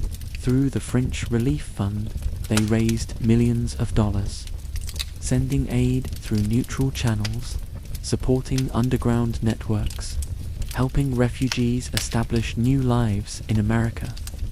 Sophie's husband was among those they helped locate and extract. A mathematician who had worked at the Sorbonne, he had escaped to unoccupied France, then to Portugal. The reunion at the pier in New York was a moment of pure joy amid so much darkness. You saved my family, he told Consuelo, his voice breaking. How can I ever repay you? Live well, she said simply. That's payment enough. In 1942, they decided to move south. The Long Island winters were harsh, and Jack's health was showing signs of strain. They found property in Manalapan, just south of Palm Beach, Florida. Records show that in 1942, Consuelo built a house there designed by architect Maurice Fatio named Casa Alva in honor of her mother. The 26,000 square FT mansion became their wartime haven. Unlike the palaces of her past, Casa Alva was designed for comfort, not show. The rooms were airy, the furnishings chosen for beauty and utility rather than pedigree. The gardens stretched to the water, filled with tropical flowers and fruit trees. Local children were invited to swim in the pool, to picnic on the lawn. Veterans colonizing at nearby hospitals came for weekend retreats. The house hummed with activity, with purpose. I never thought I'd build another big house, she told Jack as they watched the construction. After Blenheim, I swore I was done with palaces. This isn't a palace, he corrected. It's a workshop. And so it proved to be. The East Wing became headquarters for her wartime relief efforts. The ballroom hosted fundraisers for bonds, for the Red Cross, for refugee organizations. The kitchen produced thousands of meals for local service members. In 1943, she was approached by Stuart Preston, an art critic for the New York Times. I believe, he said over tea on the terrace, that your story deserves to be told. She raised an eyebrow. My story, the American Duchess who walked away, the eyes who chose freedom over a crown. It's a narrative for our times. She sipped her tea, considering why would anyone care about the troubles of a rich woman, because your struggles, despite the gilded setting, are fundamentally human, and because your journey from decoration to determination offers hope. She agreed to consider it. That night, she brought out the journals she had begun at Villa A's, the pages filled with memories she had excavated carefully, painfully over years. Should I? She asked Jack. Would it serve any purpose? That depends, he said, on what purpose you want it to serve. I don't want vengeance or validation, but perhaps perspective, a reminder that even the most gilded cage is still a cage. He nodded. Then tell it, all of it, the pain and the triumph. She began working with Preston, shaping her journals into a narrative. They worked in the mornings when her mind was sharpest. Afternoons were still devoted to war work, to correspondence, to organizing aid. The process was not easy, excavating old wounds, reliving old humiliations, recognizing her own complicity in her confinement. All required a courage different from what had carried her through those years. I was so young, she said one morning, setting down her pen, so completely unprepared for what they asked of me. And yet you survived, Preston reminded her, not just survived, but emerged stronger. In the spring of 1944, news began to shift. The Allies landed in Normandy. Paris was liberated. The tide turned. Reports filtered in about St. George Motel. The chateau had been used as German headquarters, then as a field hospital. It was damaged, but standing. The gardens were destroyed, the furnishings looted, but the walls remained. Villiers had fared worse, occupied first by Italians, then by Germans. It had been heavily damaged in fighting as the Allies pushed up from the south. The FCH hospital had survived, operating throughout the occupation. The staff had hidden wounded resistance fighters, Jewish children, Allied airmen shot down over France. Some had been caught, deported, executed. Others had maintained their secret work until liberation. "We'll rebuild," Jack promised. "When this is over, we'll go back and make it whole again." She nodded, but they both knew that some things once broken could never be fully restored. In the fall of 1945, the war ended. Europe lay in ruins. Millions were dead, millions more displaced. The world had changed fundamentally, and so had they. They were American now, not just by passport, but by choice. Their lives, their work, their future was here. They maintained their connections to France, sent aid for reconstruction, supported the hospital through its rebuilding, but they did not return to live. "I've had enough of empires falling," Consuelo said when asked why. "I prefer to be where things are being built, not where they're crumbling." Her sons visited when they could. Blandford, now the 10th Duke of Marlborough, brought his family to Alva. The grandchildren filled the house with laughter, with future. Ivor, her younger son, came more often. He had never felt the weight of title and expectation as heavily as his brother. He and Jack became close, sharing a love of flying, of adventure. In these years of relative peace, Consul continued her work with local hospitals, with children's charities, with cultural institutions. She served on boards, raised funds, lent her name and time to causes she believed in. But increasingly she turned inward to reflection, to writing, to the pleasure of a life lived on her own terms. The memoir took shape slowly, carefully. She was determined to be honest but not cruel, reflective but not bitter. She wanted to tell the truth of her experience without condemning those who had shaped it. "What will you call it?" Jack asked one evening as she reviewed the manuscript. She thought for a moment. "The Glitter and the Gold." "Perfect." He nodded. Which was which? She smiled. "That's for the reader to decide." When the book was finally published in 1953, it caused a sensation. For 8 months, it remained on the New York Times bestseller list. Critics praised its candor, its insight, its elegant restraint.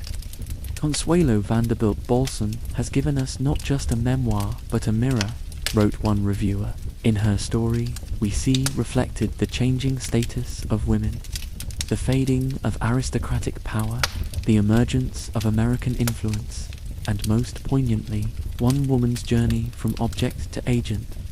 Letters arrived from around the world, women who had made similar journeys from constraint to freedom, men who had never considered the price of female compliance, young people inspired by her courage to make their own choices.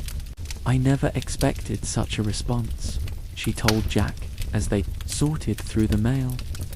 "I thought it would be dismissed as the complaints of a privileged woman." "People recognize truth," he said simply, "and yours is universal." She received invitations to speak, to lecture, to advise. She accepted some, declined others. She had no interest in becoming a celebrity or a symbol. She had been a symbol once before, and the experience had nearly erased her. In 1946, she and Winnaretta singer, the Princess Deolina, decided to sell Renoir's Lumiland de Galette to fund French children's relief efforts. The painting, which had hung in their Paris salon, brought a substantial sum. "Art for life," Consuelo said when asked about the sale. "It seems a fair exchange." Throughout these years, she and Jacques maintained a rhythm of quiet contentment. Winters at Casa Alva, summers in cooler climates. They traveled when they wished, entertained when they chose, lived according to no calendar but their own. "Do you ever miss it?" he asked her once, as they watched the sunset from their terrace. The pageantry, the palaces, the title. She considered the question seriously, as she did all his questions. "I miss certain moments," she said finally.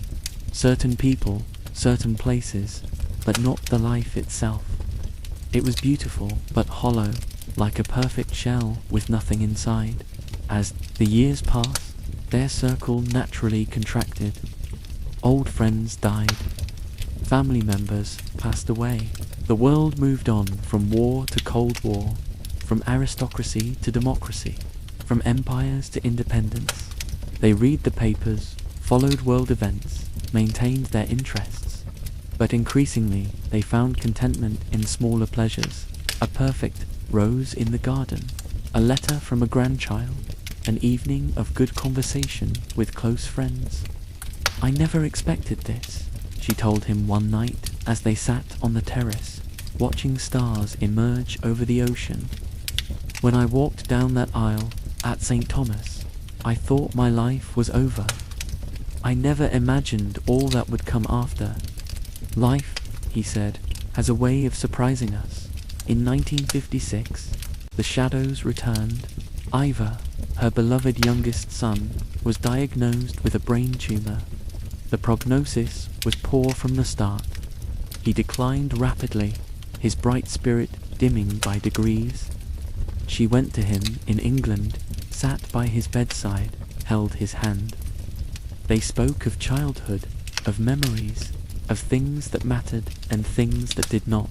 "I've been thinking about Blenheim," he said one afternoon, his voice weak, but his mind still clear. "How strange that such beauty could contain so much unhappiness." "Beauty without love," she said, "is just decoration." He nodded. "You taught me that not in words, but in how you lived." When he died, she remained composed, dignified in her grief. She had learned long ago not to break in public, not to show the depth of her pain. But alone with Jack, she allowed herself to crumble, to rage, to weep for the boy who had once been her secret joy in a house of rules and silence. "It's not fair," she sobbed. "He was the gentle one, the kind one." Jack held her, rocked her, let her grief flow without trying to stem it. "No," he agreed, "it's not fair. Nothing about death ever is." They buried Ivor in the churchyard at Bladen, near The service was small, private, attended by family and close friends. The Duke of Marlborough, her son John, stood beside her, equally broken. For a moment, as they watched the coffin lowered into the ground, the years fell away. They were not former spouses, not Duke and Exeter, but simply parents united in the most terrible of losses. Less than 2 months after Ivor's death, another blow fell. Jack, who had seemed indestructible despite his years, became ill. It began with fatigue, with shortness of breath, symptoms they both attributed to grief, to age, to the humid Florida summer. But it progressed quickly, alarmingly. Doctors were called, tests were run, diagnoses were made, treatments prescribed. None made a difference. "Don't look so worried," he told her one morning as she adjusted his pillows. "I've had a good run." "It's not long enough," she protested. He took her hand, still strong though his body was failing. "We've had 35 years, he said. "That's 35 more than we might have had if you'd made different choices." She sat beside him, memorizing the rise and fall of his chest, The lines of his face, the shape of his hands, everything that made him Jack. "I don't regret a single day," she said. "Nor I," he smiled. "Not even the ones when you were being stubborn." "I'm never stubborn," she replied. The familiar teasing was comfortable even now. "I see. My mistake," he chuckled weakly. In his final days, he drifted in and out of consciousness. When lucid, he spoke of practical matters, finances, properties, arrangements. When dreaming, he spoke in French, calling out to old comrades, reliving flights over Morocco, France, over war and peace. She never left his side. She fed him when he could eat, gave him water when he could drink, held his hand when that was all she could do. On a clear October morning in 1956, sunlight streaming through the windows and the scent of gardenias drifting in, Jack Bolson took his final breath. Consuelo, who had survived the loss of freedom, dignity, and identity, now faced the loss of the one person who had truly seen her not as an heir, a duchess, or a symbol, but simply as herself. She did not collapse. She did not shatter. Decades of hardship had taught her how to bear the unbearable. She arranged the funeral, received friends, answered condolence letters. She maintained the routines of life meals, correspondence, charity meetings. Grief worked its slow alchemy within, while life carried on. "I don't know how to do this," she confessed to her old friend Cecil Beaton. "You don't have to know yet," he said gently. "You just have to keep breathing until the knowing comes." And so she did. Day by day, breath by breath, she continued. She sold Casa Alva. The following year, it was too large, too empty without Jack. She moved to a smaller house in Southampton, closer to family, to old friends, to the rhythms of life she understood. The house was elegant but unpretentious, with a garden she tended herself, rooms filled with books and memories, windows that welcomed light and air. Here she settled into a quieter chapter. She still served on boards, raised funds for causes she believed in, maintained correspondence, but increasingly she turned inward, toward reflection, toward the inner life that had sustained her through so much. She read voraciously history, biography, poetry, fiction. She spent hours in her garden, hands in the earth, mind free to wander. She wrote letters, journals, notes for another book she might never complete. Grandchildren visited, bringing noise, energy, and the promise of the future. "Grandma," her granddaughter Sarah asked one afternoon as they shelled peas on the porch, "why didn't you stay a duchess?" "All my friends think it sounds wonderful." Consuelo smiled. It looked wonderful from the outside, like a fairy tale. But real fairy tales aren't about ball gowns and tiaras. They're about surviving the forest, outwitting the wolf, finding your way home. The girl considered this, her young face serious. "Did you find your way home?" "Eventually," Consuelo nodded, "but it wasn't where I expected it to be." As the years passed, the world changed around her. Television brought distant events into living rooms. Jets made oceans smaller. Youth culture emerged, rebelled, and transformed society. She watched with interest, perspective, and occasional concern. She had seen too much history to be shocked by changing fashions or shifting values, lived through too many transformations to fear new ones. The only constant, she told a journalist in a retrospective on the Gilded Age, is change itself, and the only wisdom is learning to navigate it with grace. In 1964, pneumonia came gently. No struggle, no dramatic declines, just a gradual ebbing of strength, breath, and life. Her son John came from England, Friends gathered, doctors consulted, but all knew this was not a battle to be fought, only a passage to be made in her last days.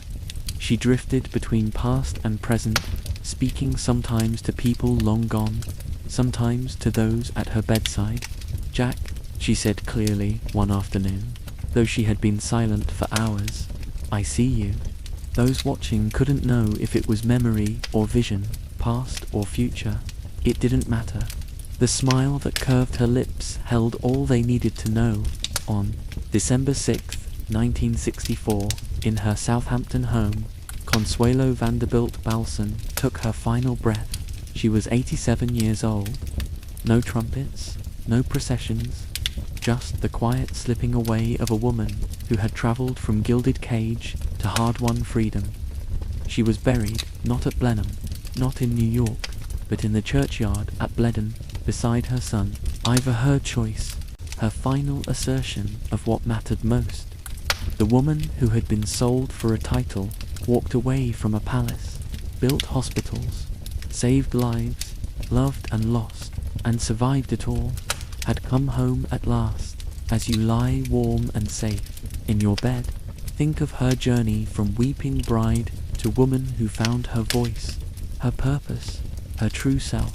Unlike the discomfort of her steel brace or the weight of her diamond collar, you can sink deeper into your pillow, knowing that while her story had hardship, it also had triumph. The palaces remain as museums, the titles as echoes, but her constraint and freedom, sacrifice and survival of finding purpose beyond pageantry remains as relevant as ever. In the end, her greatest achievement was not the hospitals she built, the lives she saved, or the memoir she wrote, though all were significant. It was the simple, profound act of becoming herself, shedding the glitter to find the gold. Even decades after her death, her journey continues to resonate, a testament to courage, resilience, and reclaiming one's life. I met her once. An elderly docent at Blenheim Palace told tourists in 1980. I was just a girl, maybe 10 years old. She had come back to visit her son, the Duke. Everyone whispered about Hertha, American Duchess, who had walked away. She saw me staring and came over, asked my name. Then she knelt down in this gorgeous outfit, mind you, and asked if I'd like to see the secret passage behind the library.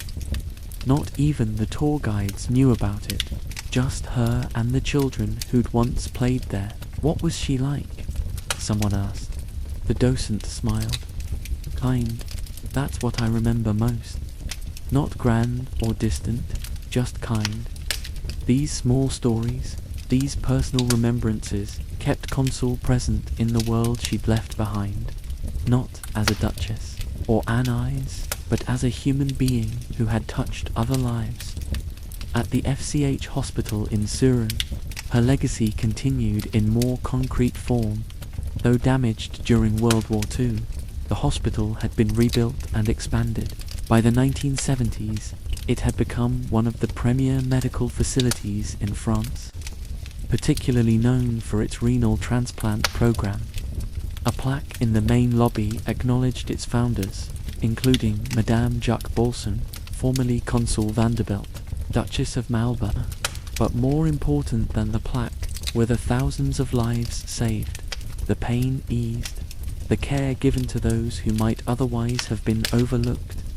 This, perhaps, was her truest monument, not built of marble or gold, but of compassion made tangible. In New York, the charitable organizations she had supported continued their work, often unaware of the role she had played in their founding or funding. The homes for prisoners' wives, the programs for unwed mothers, the scholarships for working class women, and all carried forward the vision of a woman who had once been dismissed as merely decorative. Her grandson, John, the 11th Duke of Marlborough, kept her memory alive at Blenheim. In interviews, he spoke of her with affection and respect. acknowledging the difficult circumstances of her marriage to his grandfather, but emphasizing her strength, her dignity, her eventual triumph. She found herself, he told a journalist, in 1982, in spite of everything that conspired to prevent it. That's no small achievement. Her memoir, The Glitter and the Gold, was republished in 1975, finding a new audience among women of the feminist movement. They recognized in Consuelo's story their own struggles against constraint, their own journey toward self-determination. What strikes me about Consuelo Vanderbilt, wrote Gloria Steinem in a review, is not how much the world has changed since her time, but how much remains the same. The cages may be less visible, the bars more flexible, but the pressure to conform, to sacrifice authenticity for acceptance, continues to shape women's lives. Young women reading her story in college, dorm rooms, or suburban bedrooms found in this woman from another century a kindred spirit, someone who understood the cost of compliance and the value of rebellion.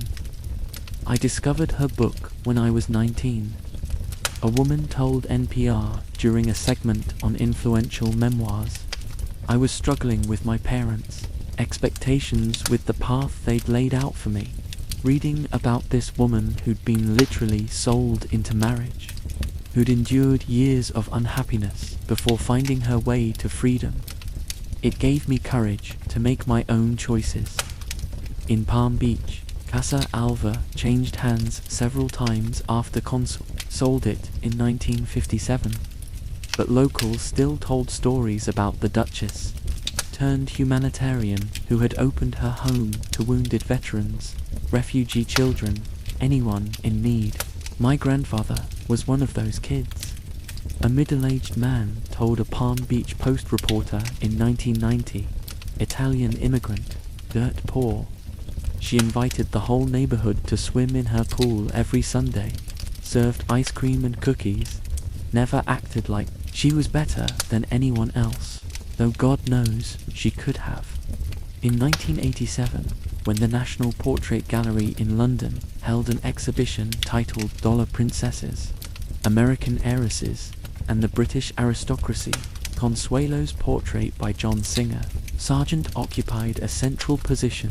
Visitors lingered before it, struck by the contrast between the formal pose, the perfect composure, and the eyes that seemed to look beyond the frame to something else, something distant.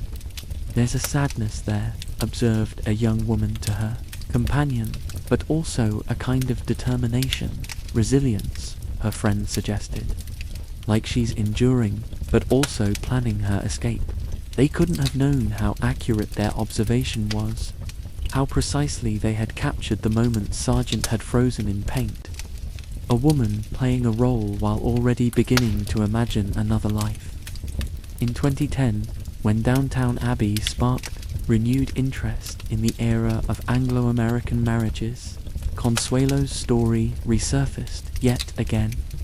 Documentaries, articles, books examined the phenomenon of cash for cornets, the exchange of American fortunes for British titles that had characterized the late 19th and early 20th centuries.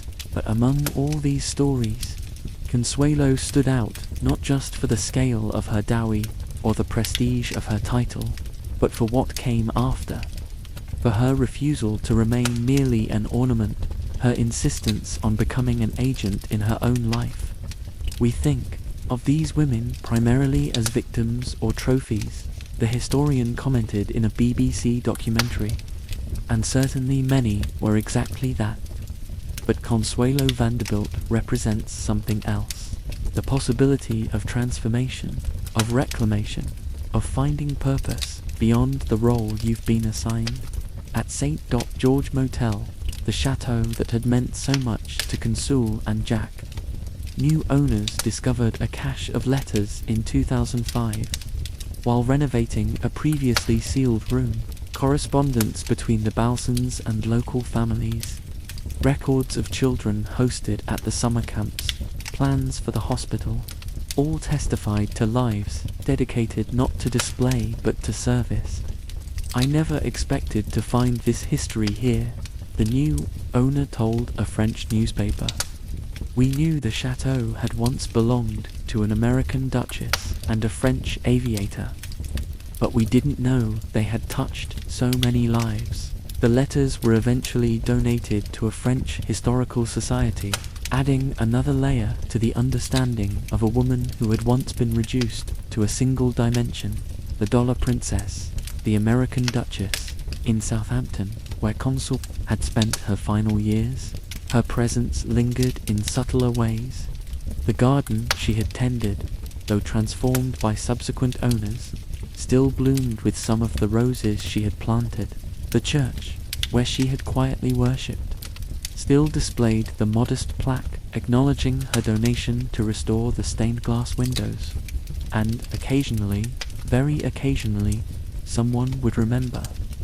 My grandmother cleaned house for her, an elderly woman told a newcomer at a community luncheon in 2012.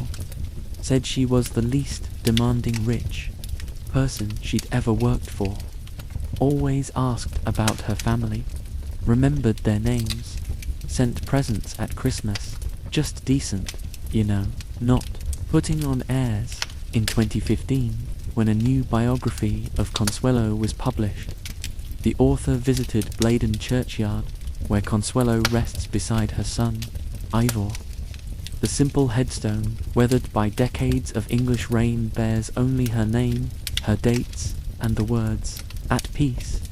It struck me, the author later wrote, how fitting this epitaph is, not duchess or philanthropist or any of the other roles she played, but simply this acknowledgement of what she had finally found after so much struggle, peace, at Blenheim Palace. Tourists still pause before Sargent's portrait of Consuelo with her son, Ivor, captivated by her beauty, her poise, the indefinable something in her expression that hints at depths beneath the polished surface. Few know the full story. The steel brace that shaped her posture, the mother who shaped her destiny, the years of silent endurance, the gradual awakening to her own power. Few understand what it cost her to stand so straight, to smile so correctly, to play her role so perfectly, but some sense it. Some look at her face and recognize a kindred spirit across the decades. Someone who knew what it meant to be valued for appearance rather than essence, for status rather than self. She looks like she's got secrets. A teenage girl observed to her mother during a palace tour in 2018. Like she knows stuff no one else does. Her mother studied the portrait. "I think you're right. I think she saw through it all." In 2020, when the COVID-19 pandemic swept across the world, forcing people into isolation, confining them within their homes, Consuel's memoir found yet another audience. Readers discovered in her story of confinement and eventual liberation a resonance with their own restricted circumstances, their own longing for freedom, or reading about someone who spent years in a gilded cage makes our own lockdowns more bearable, wrote one reviewer. If Consuelo Vanderbilt could endure decades of constraint and emerge with her humanity not just intact but enlarged, surely we can manage a few months.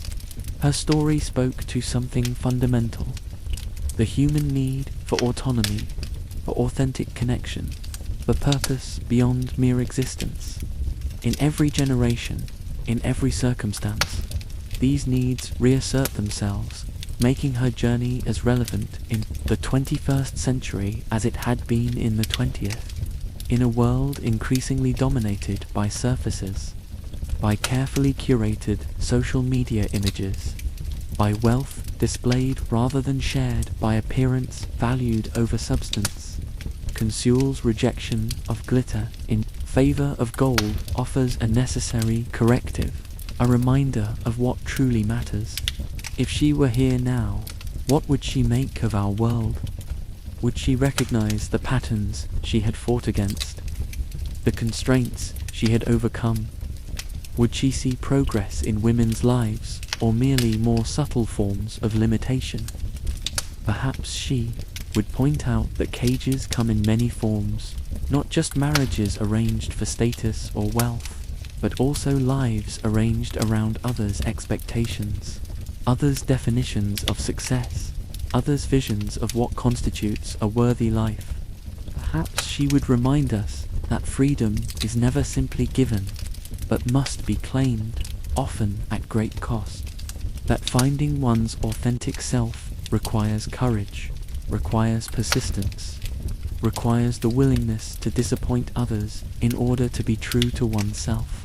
Or perhaps she would simply smile, that composed, slightly enigmatic smile captured in photographs from her later years. The smile of a woman who had seen through the illusions of her time, who had paid the price of truth, and who had found it worth every penny. In one of her last interviews given to a women's magazine in 1960, Consul was asked what advice she would give to young women facing difficult choices. "Trust your own compass," she said. "The world will offer you many maps, many directions. Some will promise security, some excitement, some approval. But only you can know which path leads toward your true self. And only by following that path, however uncertain it seems, can you find genuine fulfillment." Then she added with the slight, knowing smile that had become her hallmark, "And remember that it's never too late to change direction." I was 43 when I began my real life. Some begin at 20, some at 60. The only failure is never beginning at all. This, perhaps, is her most enduring legacy. Not the hospitals built, or the memoirs written, or the charities founded, but this essential wisdom distilled from a life of extraordinary contrasts. The wisdom of a woman who had inhabited both prison and freedom, both glitter and gold, and who knew the difference at a soul level. In 2022, a letter surfaced in a private collection written by Consuelo to a friend in 1962, 2 years before her death. In it, she reflected on her long, complicated journey. Looking back, she wrote, "I see that everything, even the painful parts, perhaps especially those, had purpose. The cage taught me the value of freedom. The silence taught me the power of voice. The emptiness taught me to recognize fullness when it finally came. I was fortunate," she continued, "not in the ways the world thought, the wealth, the title, the palaces, but in finding my way eventually to what mattered, to work that served others, to love freely given and received, to the peace that comes from living in harmony with one's true nature. If I could tell my younger self anything," she concluded, "it would be this. The path is longer and harder than you can imagine, but what waits at the end is worth every step. Keep walking, keep hoping, keep believing in the possibility of a life that is truly your own. It exists, I promise, in a world that still often values women more for appearance than action, more for compliance than courage. Her promise remains a beacon, a reminder that transformation is possible, that authentic selfhood can be reclaimed, that even the most gilded cage cannot contain the human spirit indefinitely. So, as the lights dim on Consul's story, as we prepare to leave her to her hard-won peace, perhaps we can carry forward something of her journey.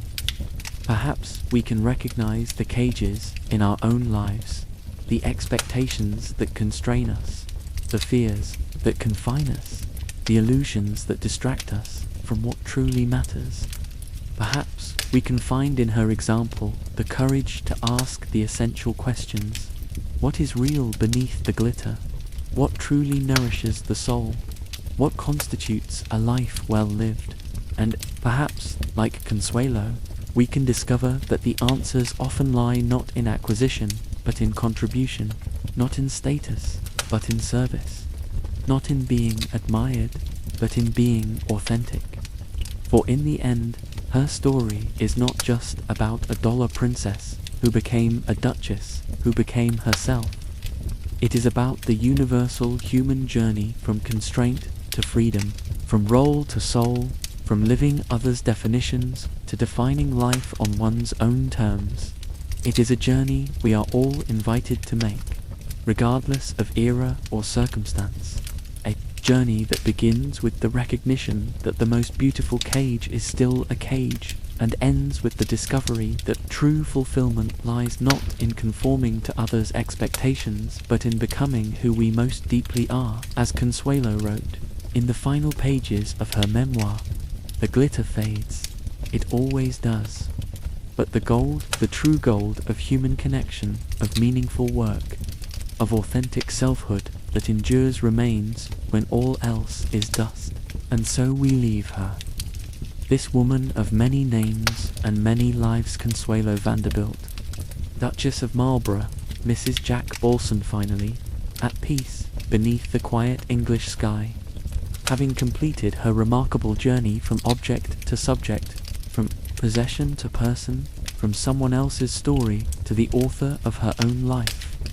Her grave is simple, unadorned, a stark contrast to the palaces and mansions that once defined her. Yet, perhaps, that simplicity is the most fitting monument of all.